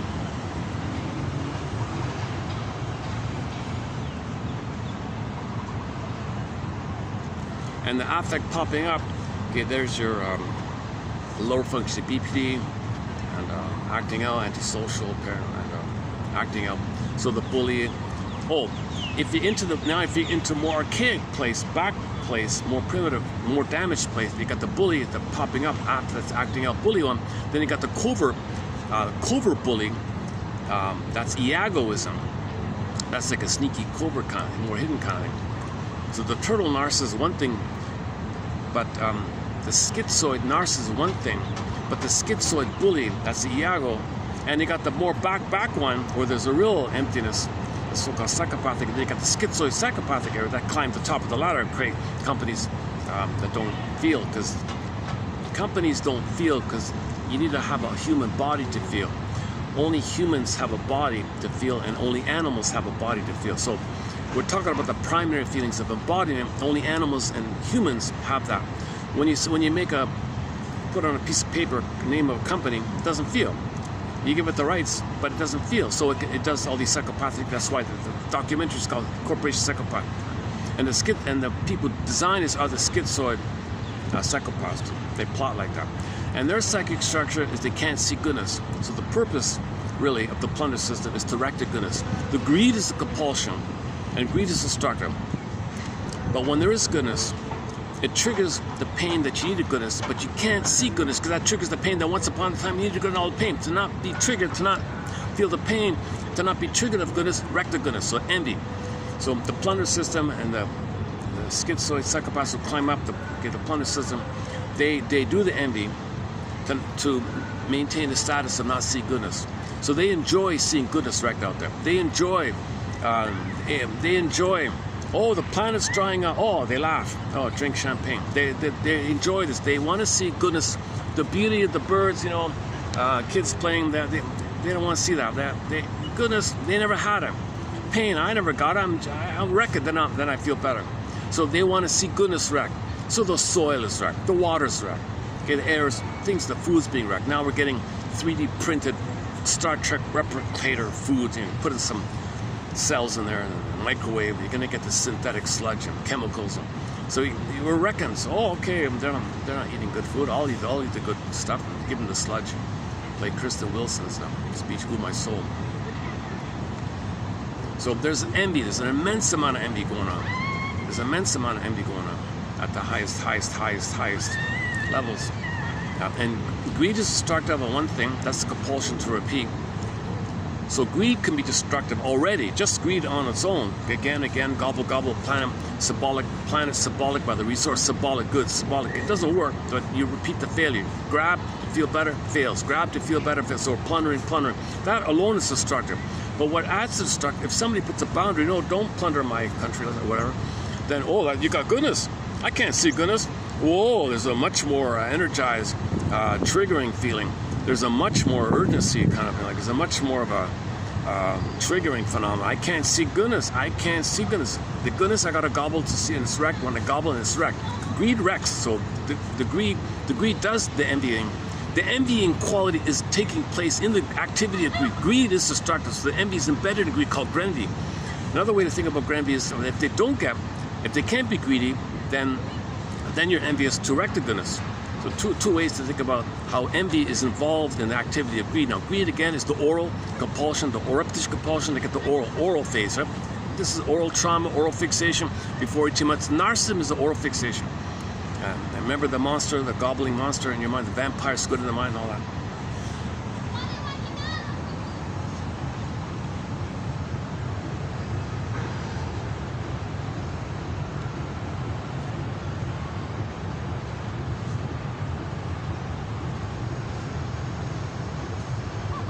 Plug this in.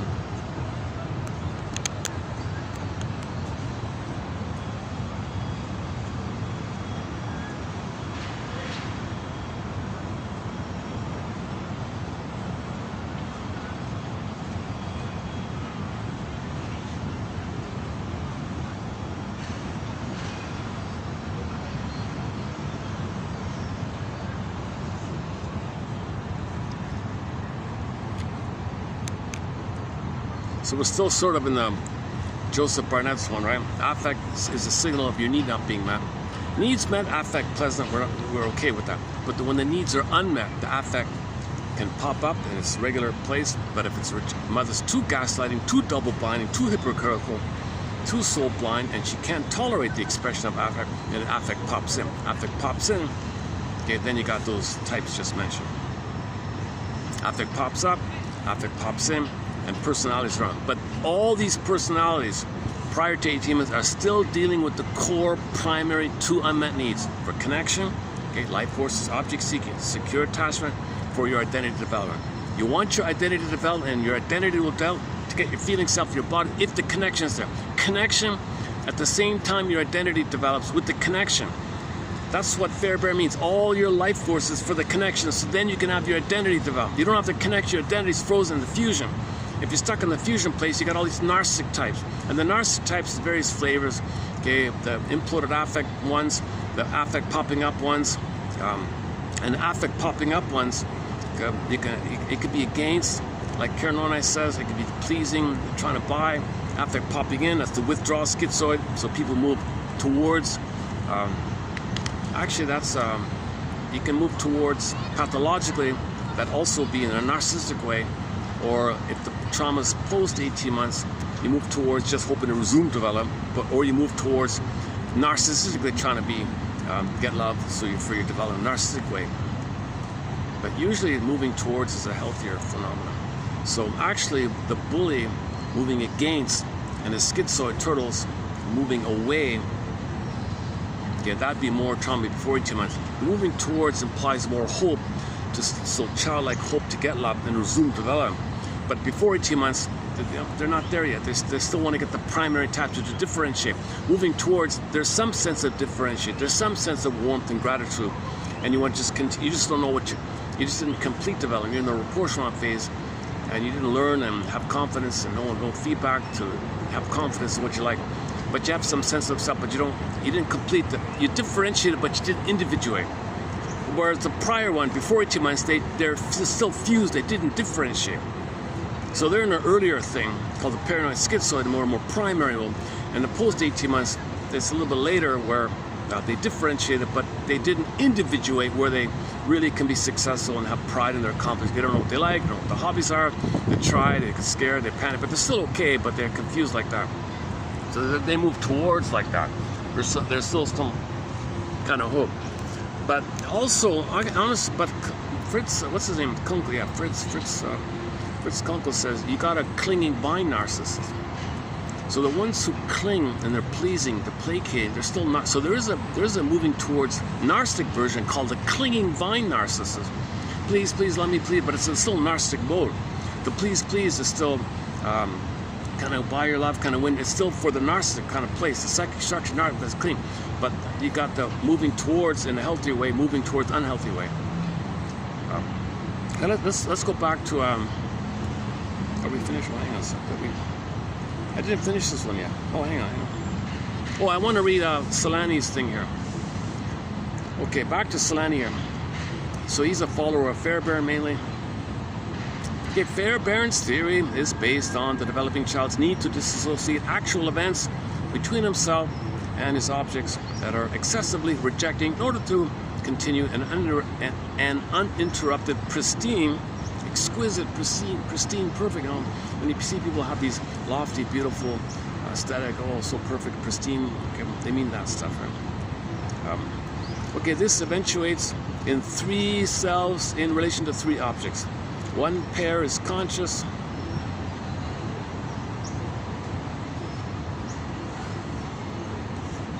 Yeah, so when you're on this side, you're conscious, you think you're special, and you're aware, oh, I am special, yeah, I'm better than you, yeah, I'm more advanced, superior. You're conscious of that kind of thing. These 2 here, click, these 2 here, you're not aware of it. One pair is conscious. Okay, so that's with the omnipotent other, grandiose self-omnipotent other. Well, the other 2 pairs, okay, relates to the exciting mother and the rejecting mother. So the alluring, enticing, seductive, okay, exciting, oh, he calls it the exciting one, and the rejecting art. Mostly in the unconscious. Fairbairn saw the fluid relationship between 2 split up pairs of unconscious part selves and the conscious on the other side. Me, the author here, I, Mr. Solani, I propose a variation here, or an add-on here, to account for narcissism. Specifically, narcissism is viewed as the result of a developmental history in which the child finds himself in an exceedingly hostile interpersonal environment. Okay, so in other words, mother's narcissism, double binding, controlling, overindulging, whatever. That precludes the child from from development. And he can't even have hope that mother will love him. So it gets to the point where the mother, see, normally kids are happy. Like if the mother walks back into the room, the kid's a little happy, that's normal. Thinks there's a hope like that. Sometimes the mother comes back in the room, kid gives up. I don't care about you anymore. Right?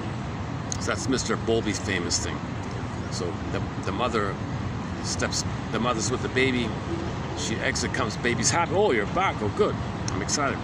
Sometimes the mother comes back. Blah, I don't need you. Go away. I'm never gonna trust you. You betrayed me. You abandoned me. You want to participate in some game with the experimenter. Now you betrayed my soul. You broke my trust. And then the experimenter. Oh yeah, see how he gives up. It's kind of sad to use babies in experiments like this.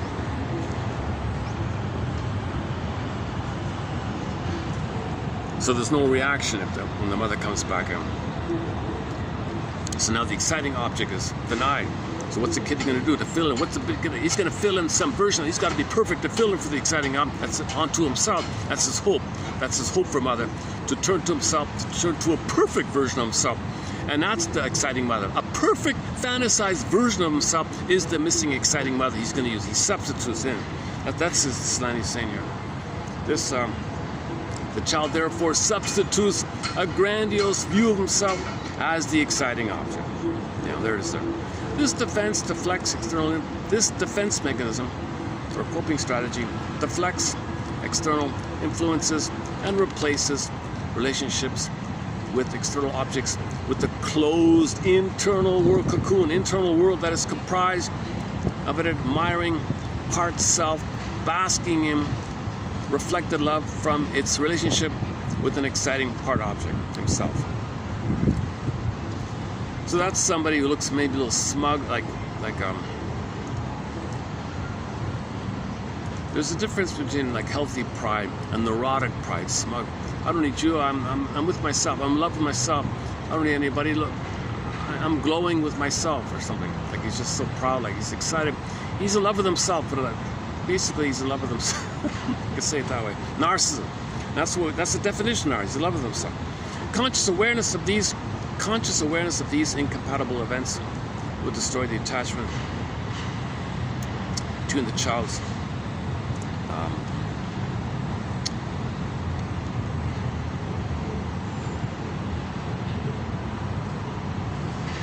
so doing this keeps the hope that mother loves him, right? If he turns to a perfect version of himself to fill in. All right, the memory of the parents is rejecting and indifferent behavior.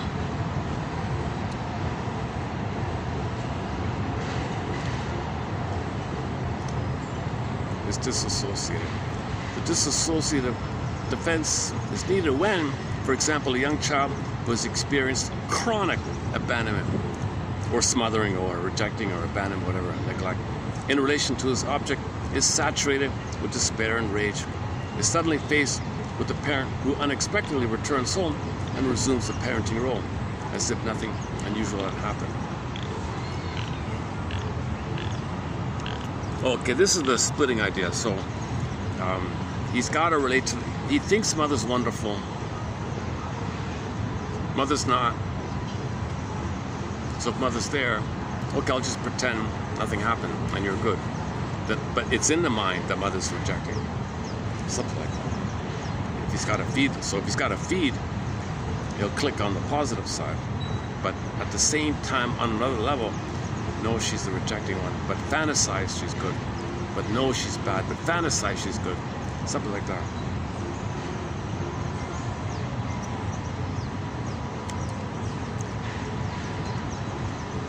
Is that it? I guess so.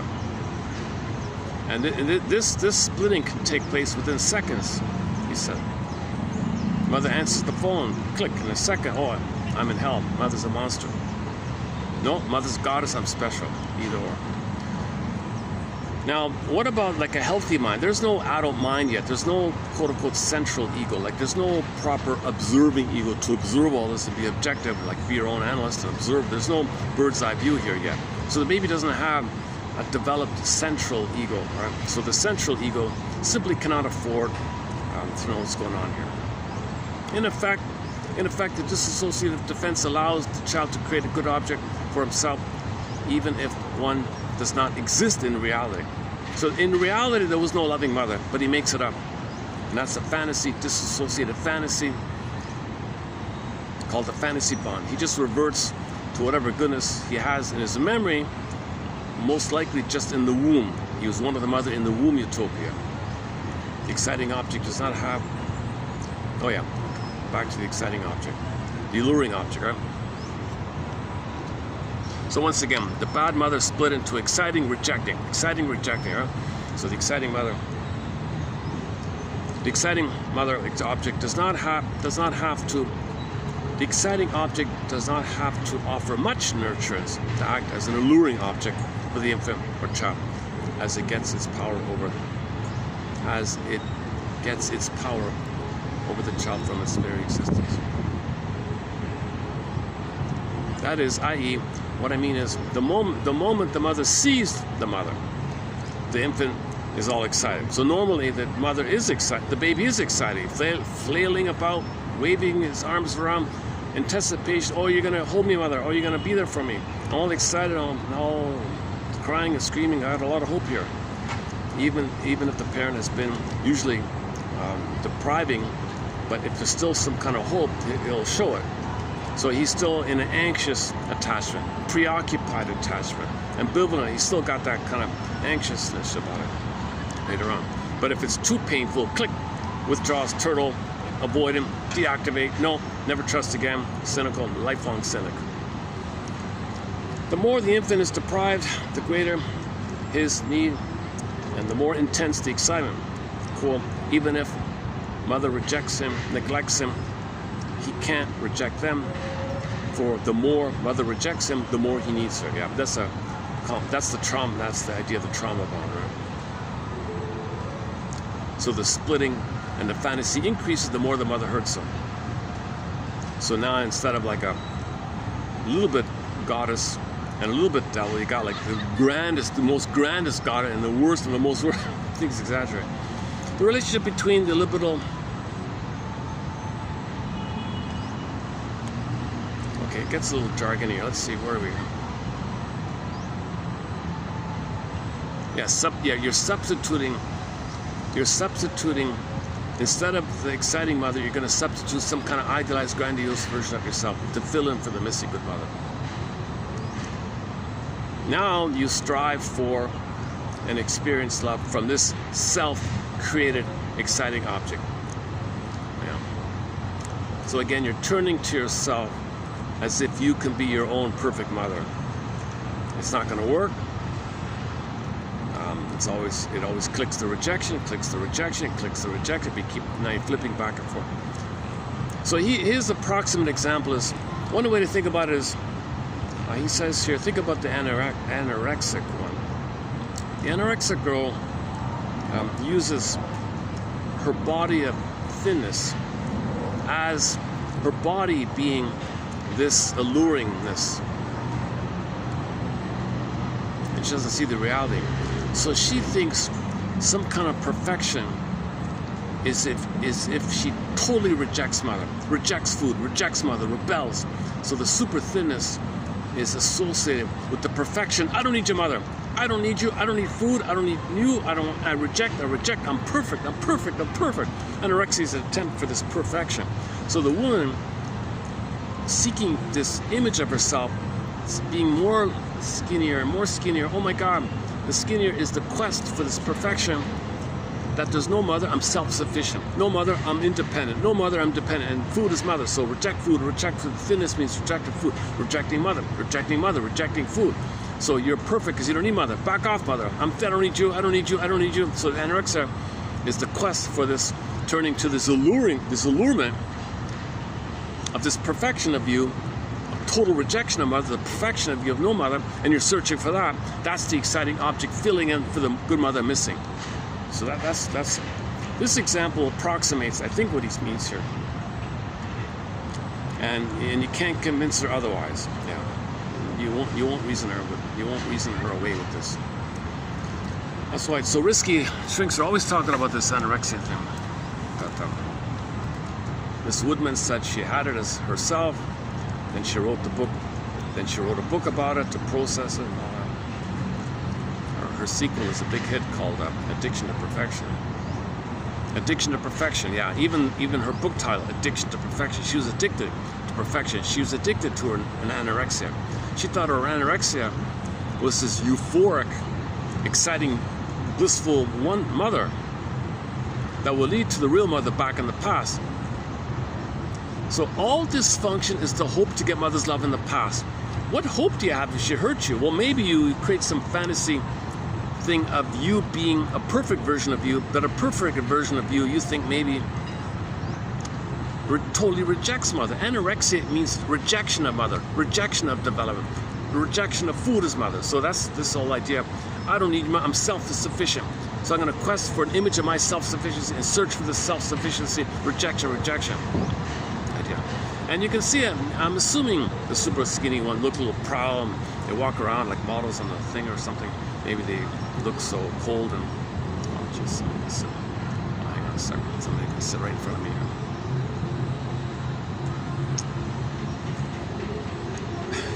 Oh, son of a gun. Okay, Either I'll stay or move. Let's see. Let's wait a minute.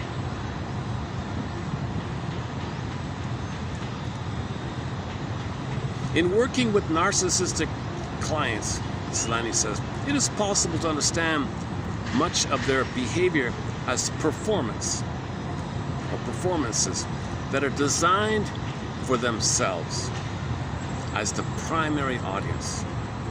This closed system model of the inner world supports the observation that narcissists are self-satisfied and are able to deflect, ignore, or minimize negative judgments from others that most people would, react to or something.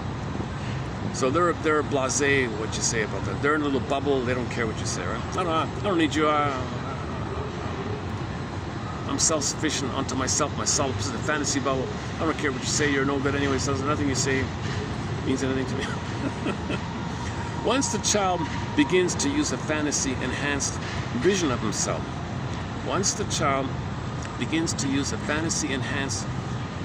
himself, as the exciting object, oh, there he is there, right? He will spend a lifetime crafting and inflating this part of you that's looking for love, so it can become worthy of your own approval. Okay, so Selani quotes somebody named Stranger, 1998, quotes one of his clients who used bodybuilding as a physical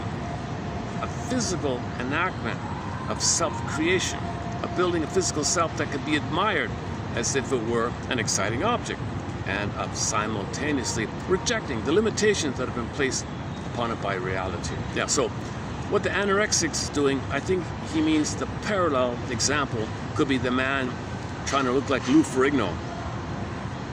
And Lou Ferrigno walks around for himself. I'm just walking like this for myself. I'm enjoying this myself. The anorexic, walking like a model. I'm doing this for myself. I'm not doing it for you. I'm doing it for I don't care about you. I'm doing it for myself. The Lou Ferrigno guy maybe thinks, yeah, I'm walking like this, like a He-Man, and I'm doing it for myself.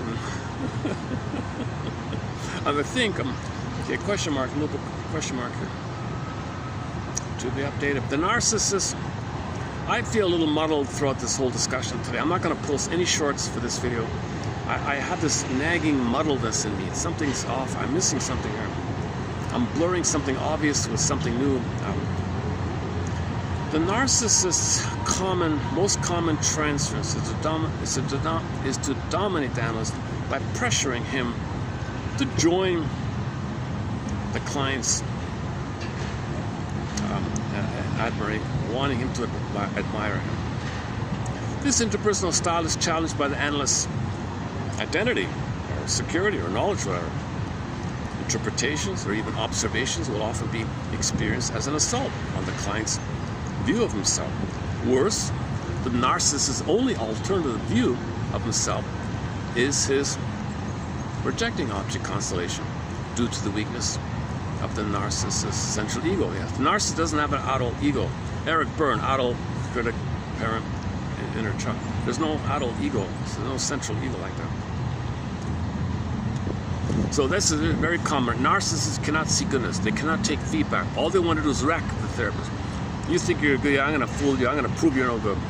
I'm going to pour salt on you, I'm going to be difficult, I'm going to be delayed and frustrated, passive aggressive, I'll be cynical, I'll say these things to you, I'm going to make you fail, I'm going to make you think you're no good, I'm going to prove you're not, I'm going to damage you. Well, how are you going to get better if you reject the goodness that I'm trying to offer? Hey, there's no good, I can't see good, I'm going to wreck it. Narcissists are more invested in wrecking the goodness than trying to accept it. They can't accept it because the act of trying to accept it triggers all the pain. I don't want to trigger the pain, so reject it. So envy. So narcissists are filled with shame and envy. So they're more about envy than trying to accept goodness, right? So if the other person, if something compels him to go to the wife says, "I'll leave if you don't go," so he grudgingly goes to placate his wife, but he doesn't want to heal. He's just placating his wife or something. So he just said, "Okay, fine. I'll just have fun wrecking the guy." And please my codependent wife who I need to shame and use him to feel better about myself. I'll shame him as well. So he'll treat him the way he treats her kind.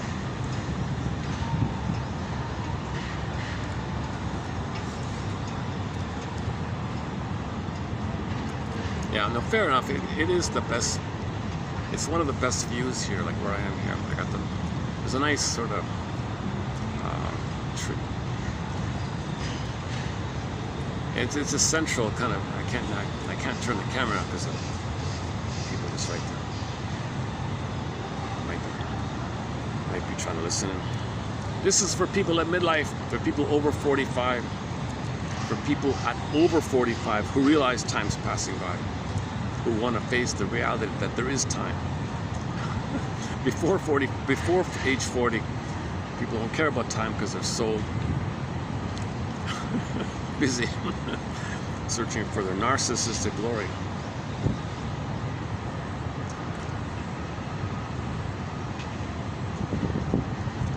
Okay, now the other version of this, now let's flip to Masterson's. Now let's turn the page on Masterson for a second. Okay, remember the 2 coins on this side and 2 coins on this side? Let's just stick with the 2 pairs of coins for a minute. So let's go back to the earlier part. On this side here, the energy usually with narcissism is the self side. The grandiose self, everyone serves me.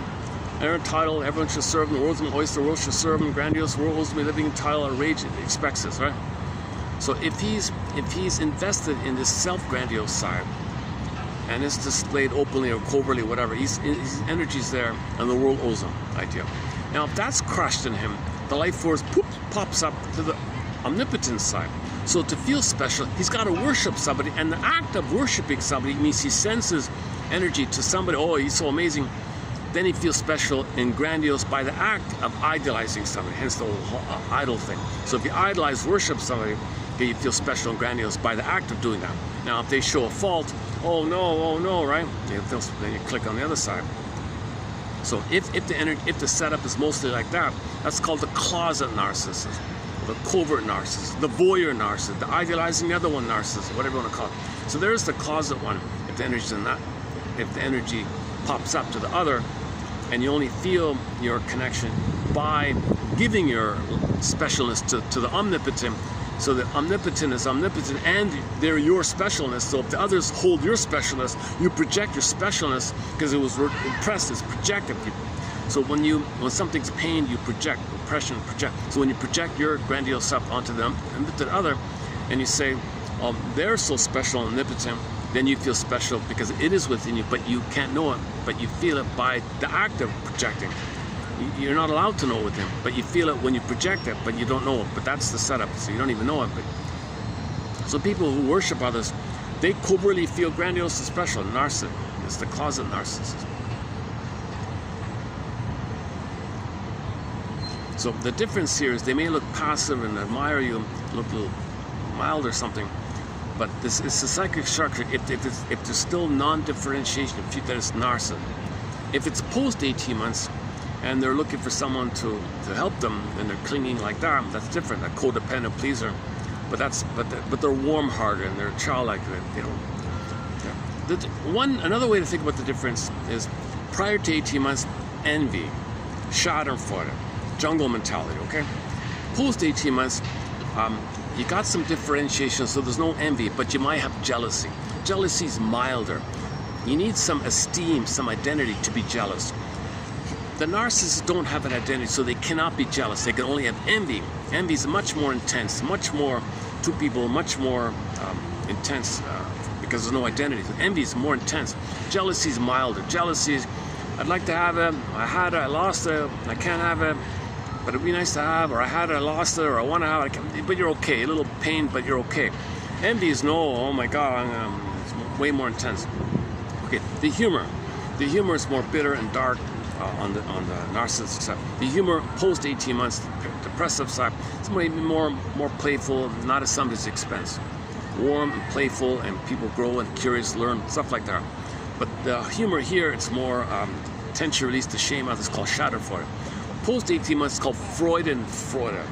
You have love and empathy, and you delight in people's growth and happiness and development, progress. You delight in their happiness, and you delight in your happiness, and you delight in other people's happiness. There's a kind of a mutual growing kind of phenomenon. The problem with the depressives is that they never had any kind of completion of feedback, of knowing completely what they like, what their hobbies are.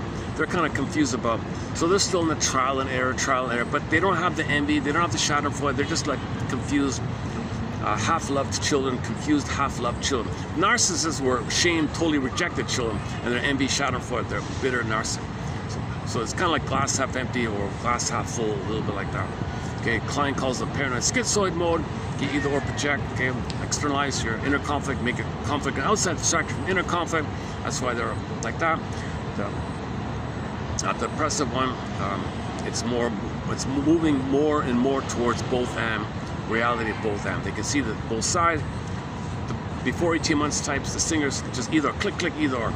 But the clingers, post 18 months types, they can kind of be reasonable with both and.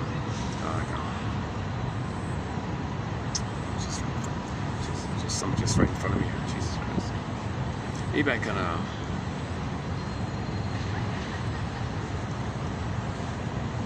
okay, 1 second.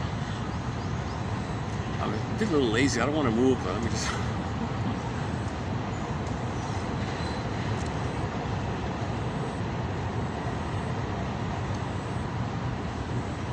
Okay, that's what he said, that's the last part of Solani's point here. The idealizing one. Now let's go over to the. Okay, that's from Solani's discussion on narcissism. Now let's go to the Mr.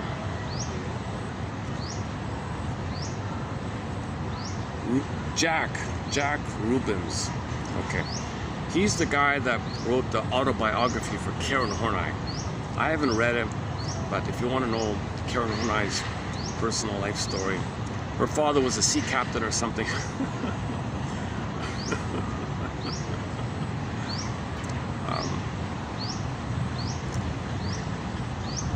Her essay on transference is excellent. The only surviving audio of Karen Horney is that essay. She gave it in a lecture hall just before she passed away. She read it out, her article. It's called Transference. The difference between love and transference. So it's just before she, so it's a little sluggish, a little slowish. It's still an excellent article. She's got the thick German accent and all that. She's from Germany and all that. But she speaks English. She writes directly into English and all that. And very compassionate, intelligent woman. Very, very impressive character. The guys are crazy about her, I guess. I don't know. Oh, hang on. Maybe I can do this. Hang on. Let me... that book I talked about, let me dig it up here.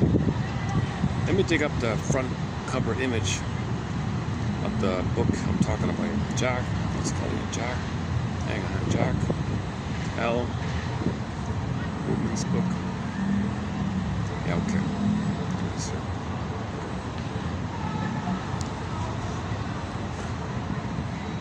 Okay, there we go. Is it showing up there? Okay, there's large it a bit.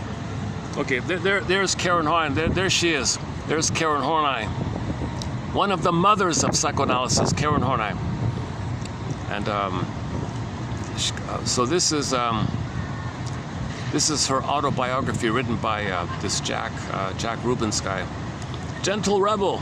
Can you see it there? Yeah, that's a good picture of her. Yeah, okay.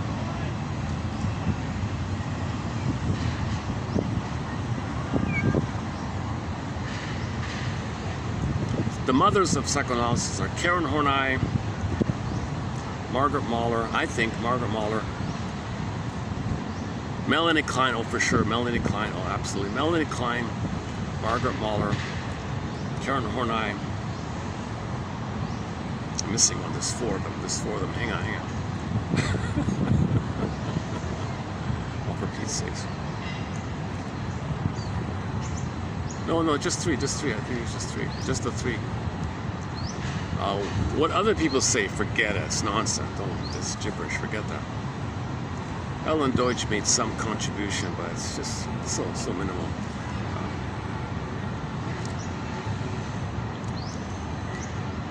Freud's daughter, give me a break. There's very little there.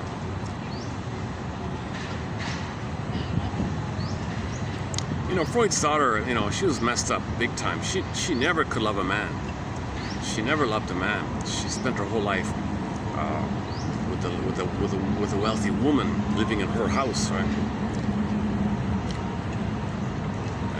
And this woman, she was co-living with whatever for 50 years. So come on, it's obviously a couple. They live together in the same place.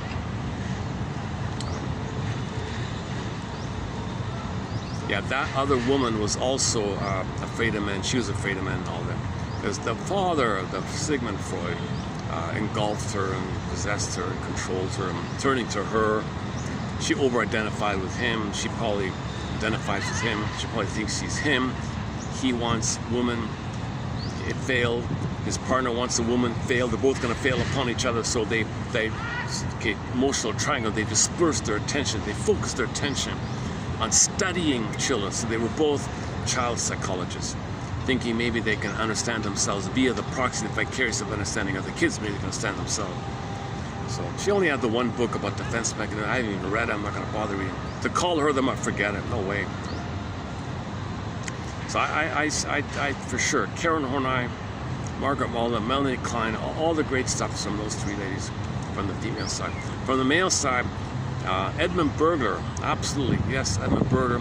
Fairbairn, he didn't write too much, but yes, he's key, I think. And Masterson, definitely, James F. Masterson. He clarifies the great synthesizer, brought it all together, James F. Masterson.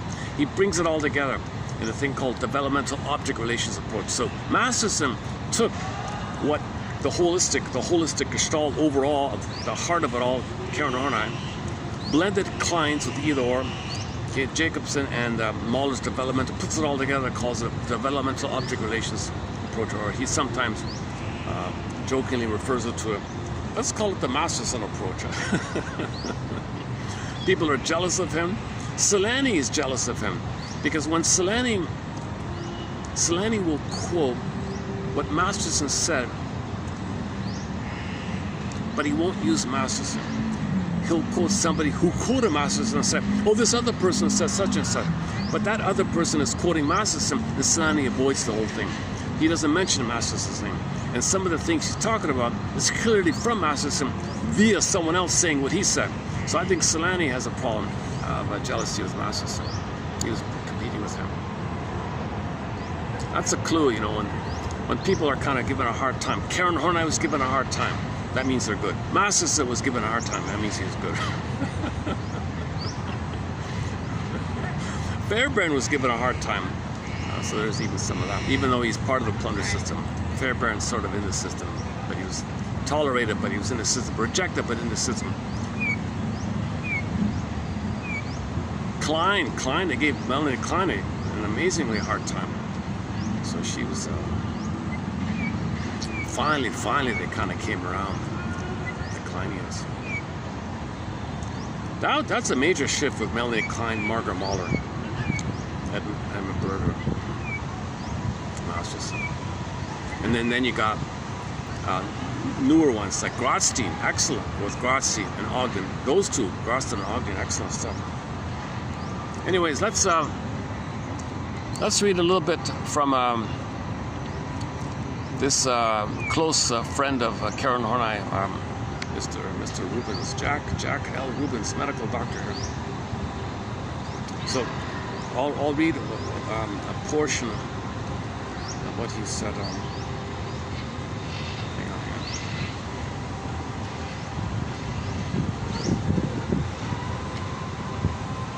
So the most first thing people associate with Karen Horney is, okay, in trauma, we're going to end up moving towards people, away from people, or against people. Or actually, it's probably, towards. That's your hopeful one. Can't do it, avoid. Can't do it, corner, fear, corner, against, reaction. So you move towards, they want love, reject it, ouch, hide, go away.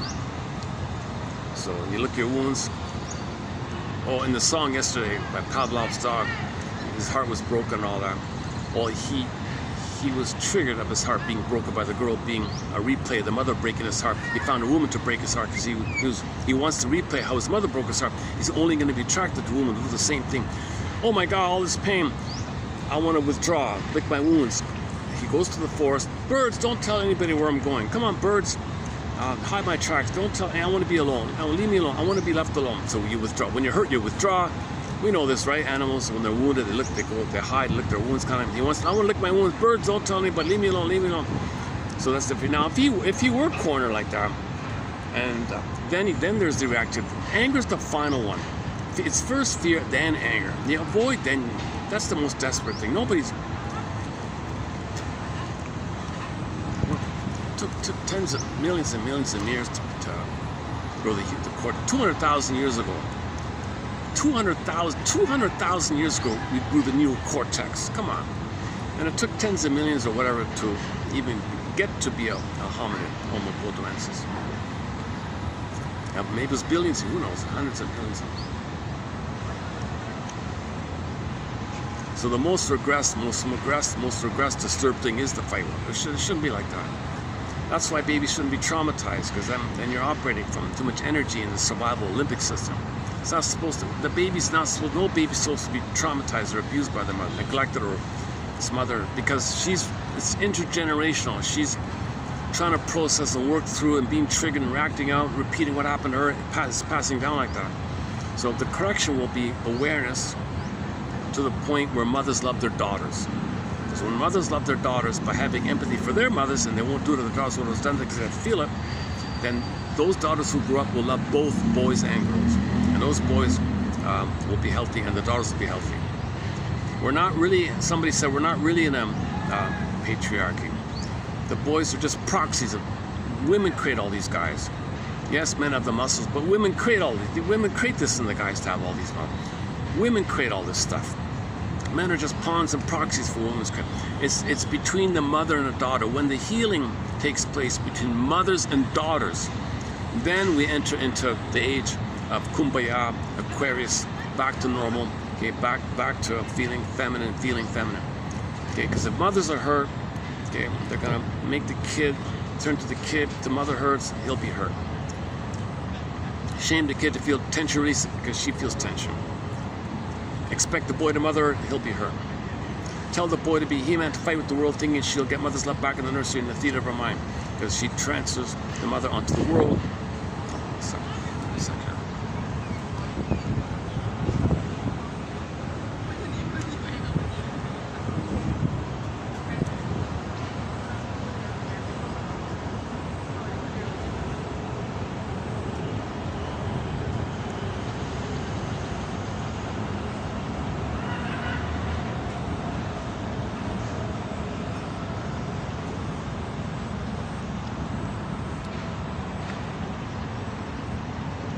You know, I always notice when someone is eavesdropping, I notice the moment when they stand up and walk away. I've noticed that a few times, like in the hotel lobby. If I mention something with the mother or something, the moment I say mother or something, they run away. Like that's the trigger, that's the buzzword. The moment I say the word mother or something, mother, run. There's the flee, right? He can flee, right? He's not gonna shout at me or something. All right. Are you talking about, don't say anything bad about mothers. My mother was a goddess. Oh, yes, of course. Not only was she a goddess, but she was the goddess of all goddesses. All goddesses. Oh, God, I'm just kidding. If you're cynical, then you're, it doesn't, I'm not sure what I would say. No, I'm not talking, I'm on the phone talking to somebody else. I'm not talking to you. I was here first. You stepped in. You were eavesdropping. You misunderstood. I was talking about your mother. I just heard the word mother. Well, that's something you think about. Something to think about. Where's your mother now? Oh.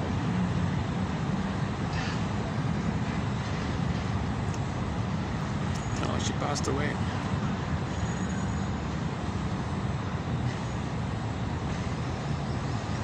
What was she like? What did she like? What things did she like to do? See, mourning's about remembering, not forgetting. The work of mourning is more about remembering. Tell the story, then you grieve, then you accept the reality of it. When you tell the story, then it sinks in that she's gone. Then you can go. If you deny, pain, anger, so you want to tell your story. That's why funerals, people talk about the people lost, to give a chance for people to admit it. You gotta tell the story about the lost person. That's recognizing the truth, the reality that they're gone. If you deny it, you can't mourn. You gotta accept the reality that people lost. A lot of the anger out there is because people are not mourning. Somebody said all the problems out there simply can be stated because we're not mourning. Because a lot of people, in particular narcissists, they can't mourn, inability to mourn, or complicated issue around mourning, because due to the fusion, if you admit the loss of the other, and you go to the mind, the other's the mother, the other fuse, because you're one with the mother and the mind. If mother passes away, let's say, or somebody's gone, anyone in your life, and it triggers, you go to the template to accept the other being gone. You're one with the other soul. You feel like you lost yourself. You can't do complicated grief, inability to mourn, pathological, complex bereavement disorder, ambiguous stuff, your denial, no, she's still there, your fantasy bond, not gone. So then there's anger about it, but you can't, so that's what's all called talking through. It's called the talking cure. Tell your story, give you a chance to admit the reality of the loss. So Rumpelstiltskin, name it, say it, and then, oh, okay, I recognize it now. But you got to feel safe to do it. You need a caring witness who doesn't shame you for saying it. So that's what the whole therapy project's about. Friends are triggered. See, you tell your friend, so, oh, did you say your mother? Oh, I got to go now, busy. They can't do it. Oh, there, they pat you on the back. There, now get over, pull your side, give her the beer. They can't do it. Most friends cannot. They're triggered when they hear other people's loss, because it triggers in them as if against the pain they're feeling, triggered up by hearing what's going on. They do something from their end, and they pat you on the back in an angry way. Shut up. They're not saying there. Now they're saying shut up, right? Don't trigger me. Don't talk about it. You're triggering me. So most friends maybe mean well. I want to help. I don't know how to help you. I'm just triggered. I'm angry. They want to consciously, but unconsciously, if they can't, they don't do it. So that's the whole idea, that a therapist must be analyzed, must have mourned, must have done it themselves to be in a place to understand and be a caring witness. Grief is healed, the famous line, grief is healed when it's witnessed by a caring other. Alice Miller says an enlightened other, or something like that, an aware other, or something like that.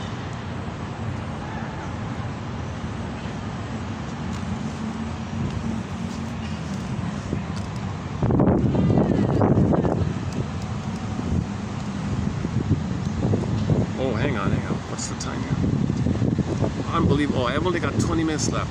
I feel like I'm just getting started here. The problem is the switch over, the default to the memory chip doesn't work on my phone. I only have the built-in 2 GBs or something.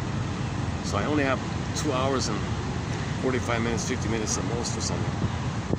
Okay, let's run through this quickly here. In reaction to rejective or otherwise pernicious, usually unconscious parental attitudes, like smothering love, for example, overprotectiveness, over-gratification without limitations. The mother worships the baby. Now it's okay up until 18 months, you can worship the baby. You can admire the baby, that's okay. He's the king of the God. Or harshness, punishment, strictness, punitiveness, overly high expectations of demand. So if the kid's got to play a role of doll or star, so the kid be seen, the mother can feel seen, impossible. So that'll do it. All these kind of misattunements and malattunements, emotional distance. A child's going to develop what Karen Horney calls basic anxiety. So Karen Horney's phrase, I don't really use this myself here, but Karen Horney's phrase of basic anxiety, it's just the anxiety that you're not meeting your mother's, you're not fixing your mother, you feel anxious. I'm anxious here. Mother, what do you want?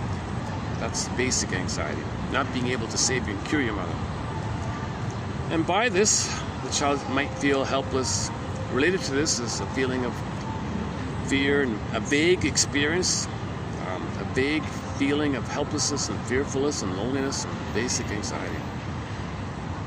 Out of this helpless feeling, the mother or the world is distorted. It's distortedly perceived. A as wanting too much or threatening. As defense, what do I do here? Well, the child's gonna kind of cope with the pain, right? The child will gradually develop those reactive attitudes toward his parents that will provide what he thinks might be the greatest security and safety. The child must come to terms and learn to cope with his parents' attitudes. Prototypes of typical reactions.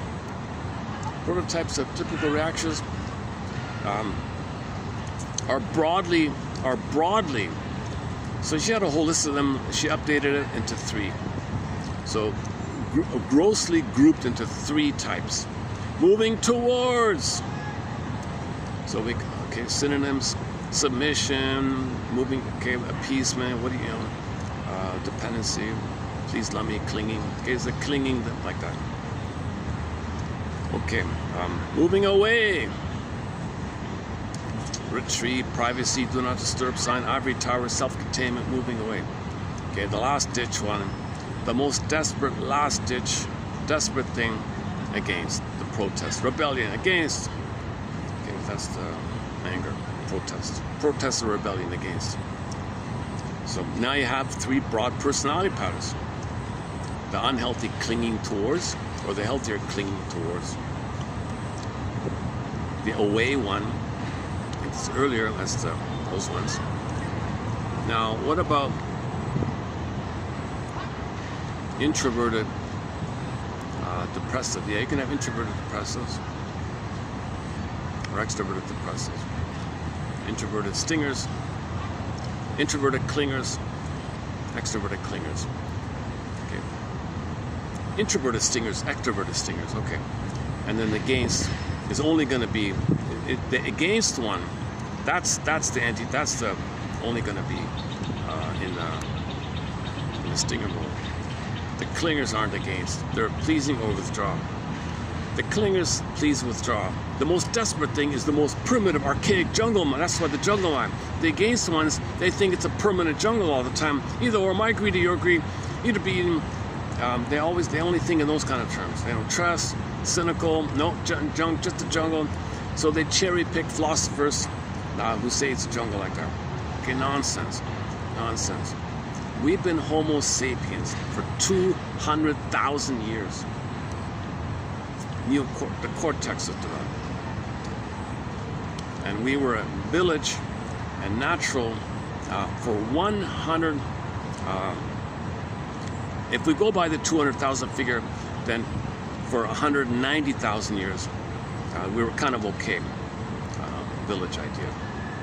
No one hurt people for Schadenfreude. You know, it was, my God.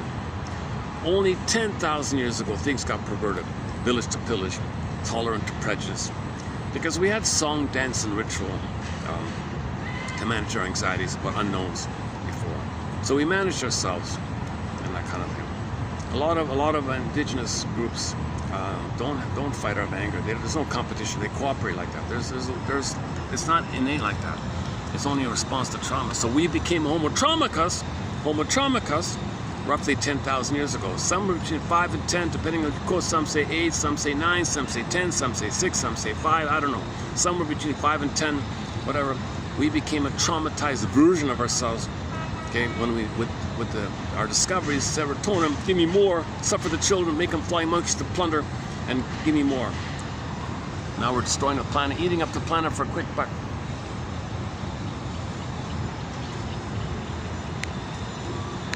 That's too bad about the storage. I could go on for another hour, but I only have 10 minutes left. Yeah, I guess that extra coffee made me a little.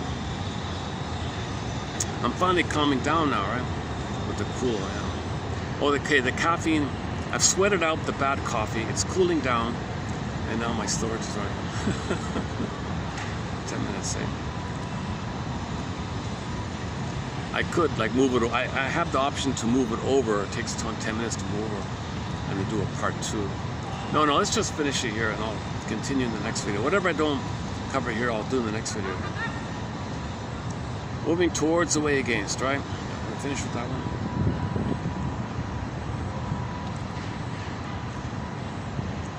In an ideally healthy parental ambience or environment, rarely obtained, but nevertheless, in healthy situations, These kind of attitudes are flexible, spontaneous, complementary, harmonious. So we can flexibly move towards, speak up for ourselves, withdraw. But due to trauma and this core basic anxiety, the tendency is to be rigidly and stubborn and stuck in one of those three. Okay, the spellbound, away against or toward. Right?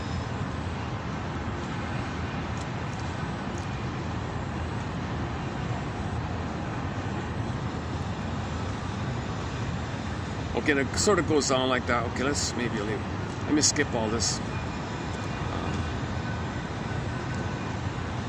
Let me just jump to the last part here.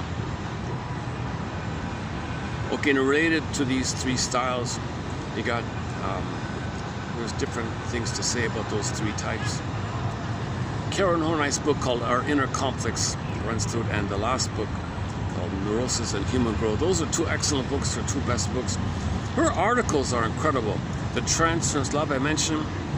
She's got one about the vindictive, the bully one, the vindictiveness one. She spells out the whole thing about the revenge one. So the bullies are just filled with revenge.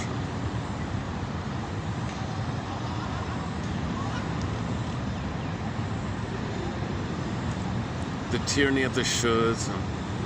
Talks about the neurotic pride. Okay, let me jump to the last one here. Hang on a second.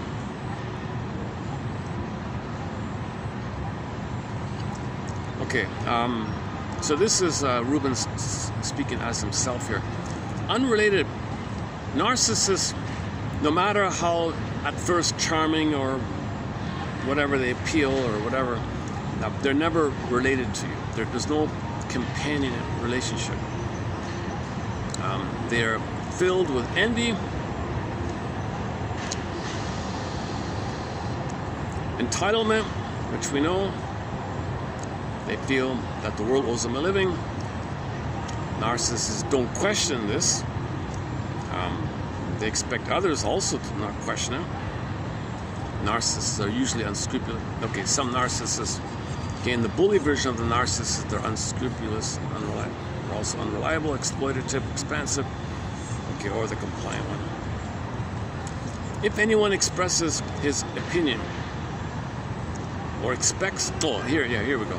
If somebody expects something from the narcissist, whoa, you gotta be kidding. You gotta be kidding. They're enraged, outrage. They're special on top. They're a baby that should receive. They can't give. They're enraged. It triggers the rage because that means there's some goodness. They don't have it. You're implying some kind of goodness that they're able to give. They can't give, so don't expect them to give. They'll be enraged at giving. Right? Now they may do a trick called narcissistic gift, where it's a trick to give you some crumb to make you admire them. Narcissistic giving is they throw you some kind of crumb designed to make you worship them and admire them. Oh, I gave you something. Now so that's a trick called narcissistic giving. Is not a genuine gift. They can't give. The closest thing to a gift is that their attitude that they're giving you the chance to serve them. That's their idea of a gift. I'm giving you a gift to worship me. That's not a gift. Aren't you thanking? You should be thanking me. I can be negative, and you have the chance to worship me. That's my gift to you. Or number two, they'll throw a little tiny thing like a crumb something as a PR stunt or something, and then but it's designed to fool the clinger, the pleaser, to say, "Oh, great! Oh, good. Now I got it. Gotcha."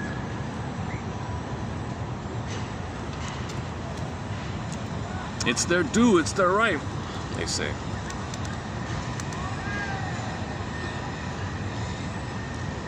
They feel it's owed to them.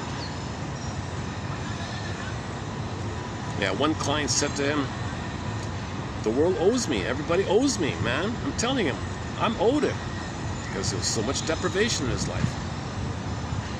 I didn't ask to be traumatized. The world owes me. Something like that. One such, his client, he said he had a client who had this sense of entitlement so strongly that he actually sued his mother. He took his mother to court. You owe me all your money because you didn't love me. He tried to sue his mother. One such celebrated patient is now suing his parents for their ineptitude and failed responsibility for his unhappy childhood. They owe him the luxury of whatever he wants. Unbelievable, right? So he's not accepting any reality of the humanness of his parents being flawed. There were some goodness. They played Bruce Springsteen on YouTube. Toronto, back to Toronto. Bruce Springsteen, Independence Day. You're surprised that your parents aren't perfect. They had hopes and dreams, didn't pan out. No, I'm old. I have to take my mother to court. You gotta give me a. Because that's a severe case. That's an example of the world was me living idea. He's angry. He can just say, "I'm angry at his mother." So there is a phase in grief where you express your anger. So this activity might be just a way to express his anger. You can't. No judge is gonna go along with this, but you'll say, "No, you go to anger management, sir." No, case denied, thrown out. Case thrown out. Next, you sir go to anger management. Okay, throw clay at the wall and say all you want. And while you're throwing the clay at the wall, say, "I never got my mother's love." Take balls of clay, throw it at the walls, use all the expletives and say all your harmful things you want to say, and then say, while you're so angry like that, and then say, "I didn't get your love, I didn't win your love, I didn't earn your love, I didn't receive your love." And while you're throwing, say all that and break down. Oh, there's a bird, man.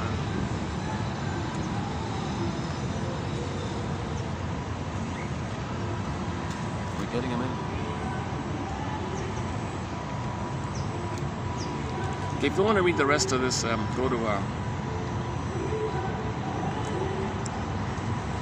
what's it called? What's the number again?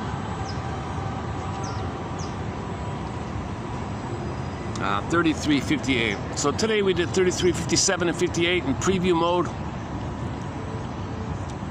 So if you want to read those quotes, check it out there. Only got 10 minutes left here. Let's wind down here with a song. Theme from Subway Sue. Yesterday's song, theme from Subway Sue. I can't play the original. It's totally forbidden. The whole video is blocked. You got to trim it out completely.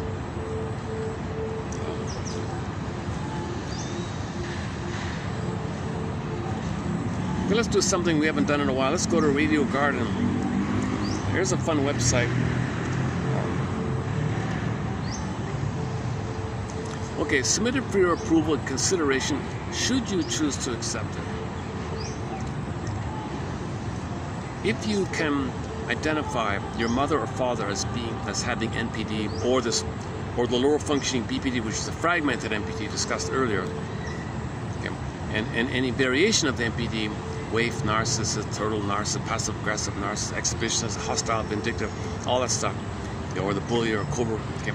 If you can recognize your parents having any kind of distinct personality pattern. Okay, the empathy and understanding is that the unconscious in them is creating that for them because the unconscious in them thinks that something worse would happen to them. Now your parents don't know this. They're dominating because they're spellbound, they're hypnotized. So recognize that your parents are being dominated by their puppet master and they're not aware of it. So that's why they're doing what they're doing, and they're doing that because they're hurt. And in response to being hurt, or basic anxiety, they develop one of those personality structure disorders of the self, they call it. So that's one way to have a reality that your parents tried, they would have, they could have. It might have, like Springsteen says, there were some benefits, but reality, they weren't able to, but they tried their best, given the limitations. So have a both and with your parents, have a reality with your parents. Okay? And that moves towards accepting that you didn't get the love. When you get the proper story, the both and gives you the proper story. Both and is the healing mechanism. You got to do both and. Third side of the coin, both and perspective. All this either or jungle, schadenfreude, cynicism, that's either or. You don't heal with that. You got to upgrade things to both and by getting the story of your parents. And one way to get the story of your parents is to identify, okay, their personality basically. And if they are in a negative mode, the unconscious in them makes it that way for them because they're unconscious telling them something worse would happen if they didn't do that. So they think something worse would happen to them if they didn't. They don't have the conscious development. they haven't recognized enough consciousness of the cost of this, of the expense of this. The life is passing them by because they're in too much pain dominated with. They haven't developed some kind of conscious recognition that it's expensive to live in the past. It's expensive to relive the past. It's expensive not to live with your vital self. It's expensive to not use your gifts and capacity. It's expensive like that. Isn't it bittersweet? You're so tied like that with this false curse, jinx setup you created to deal with the traumatizing mother. You cope. So your parents coped. Your parents survived. You're here because your parents survived. So thank your parents for surviving. Thank your mother for coping because you survived. I'm here because thank your father for surviving. You're all messed up, but so there's some gratitude for your parents' dysfunction because your parents' dysfunction made them survive so you could be here. You wouldn't be here if your parents didn't survive. Your mother survived. Your father survived. They're dysfunctional, but they survived. Because they survived, thank your parents, the unconscious in their parents. Thank the unconscious in your mother. Thank the unconscious in your father, because that made them survive. So thank that part of them that made them survive. And you're here because they survived. So there's some gratitude. So some gratitude like that.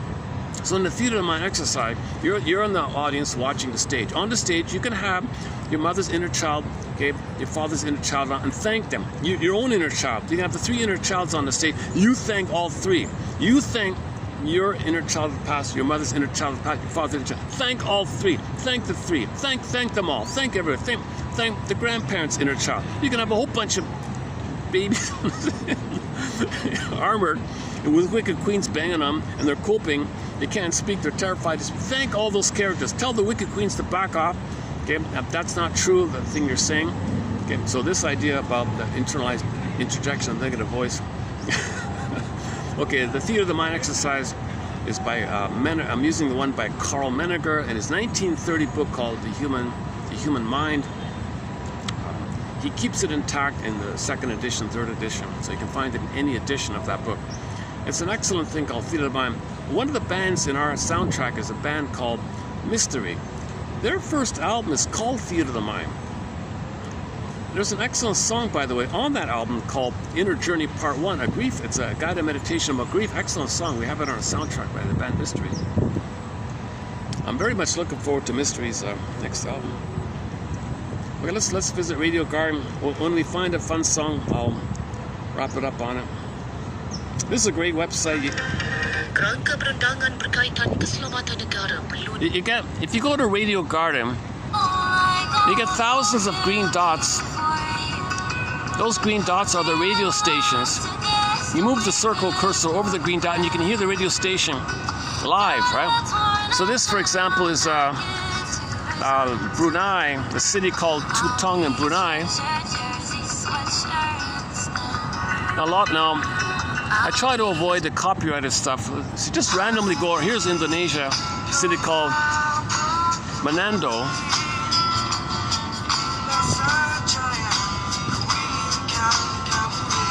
I found a lot of great songs. Nyanka Bell I found from here. Ivory Coast, Nyanka Bell. I found, go to Ivory Coast on here. A lot of good music from there. Try it again. Where's Ivory Coast? Hang on a sec.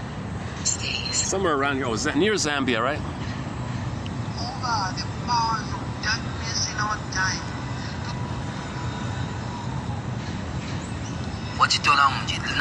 Listen. Okay, listen. Introduce yourself in Zambia.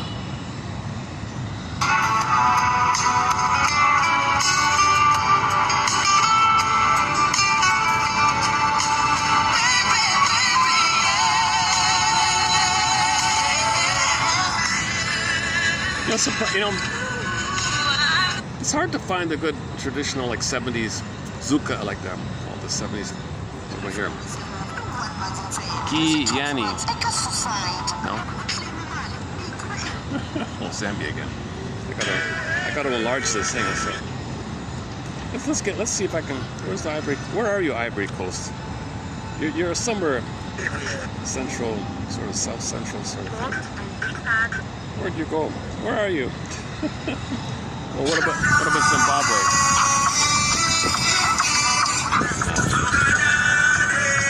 There's techno stuff. Botswana. Dream Radio.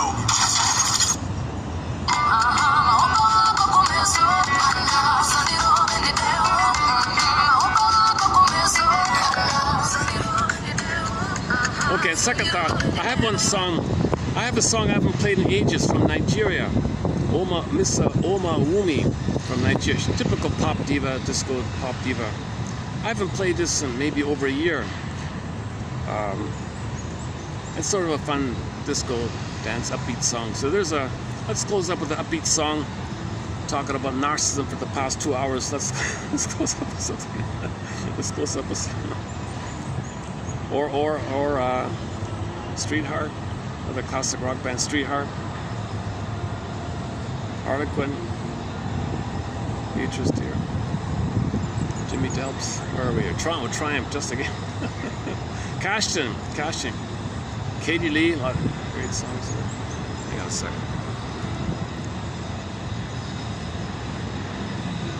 Oh, late on the line. Here's a cover. Should we close up with? Oh, it's copyright. Oh, it's still, even though it's a cover, it's still copyright. Lynn Miles.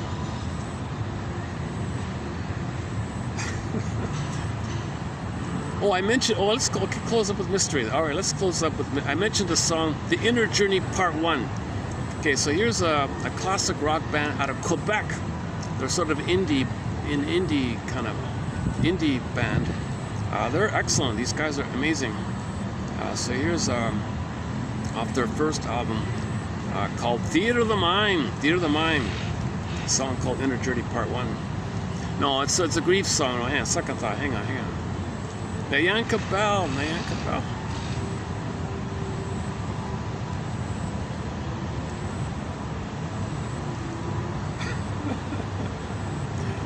Hang on.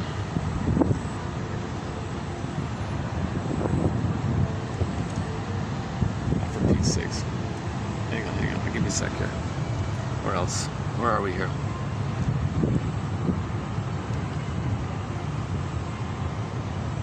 Santos, maybe Santos. Dreaming. Self-saboteur.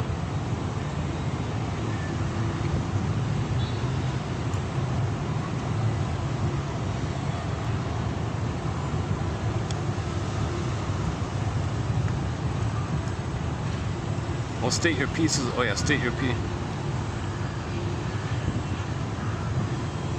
The Dream. Oh, Tracy Bone. Okay, let's close up with some Delirium. Yeah, okay, Delirium. The band Delirium. Here's one of the songs we haven't played in a while. Excellent song called Truly. When the song ends, I'll hit the stop button. Now, if the video should happen to cut out before the song ends, that's because the storage ran out. So, but luckily, the film, I don't lose the video. 47. Oh no, it's not gonna fit. Okay, let's just play the beginning. Okay, I'll just play the first part of the song, and I'll see you in the next video. So, what's today's mission? Submit it for your approval consideration. Should you choose to accept it? Yeah, it's to think about that if your parents are dysfunctional, have empathy and realize that the inner child in your parents creates that dysfunction that you see, because their inner child in them thinks that something worse would happen to them. It made them survive, and you're here because of that. So thank the inner child. Thank the inner child in both your parents. And I'll see you in the next video. Thanks very much. Hopefully something in this video led to curiosity, which may possibly lead to empathy and understanding. And to be continued, this topic on narcissism will be continued. Thanks very much once again. Take it away, Delirium.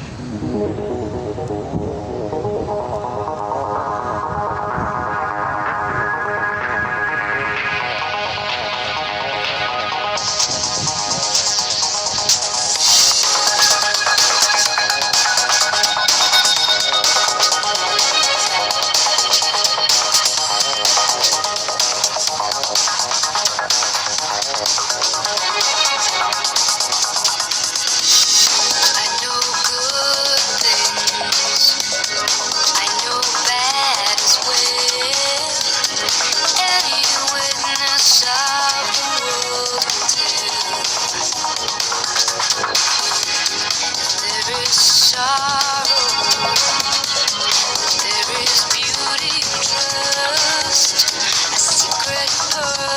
inside the heart of us.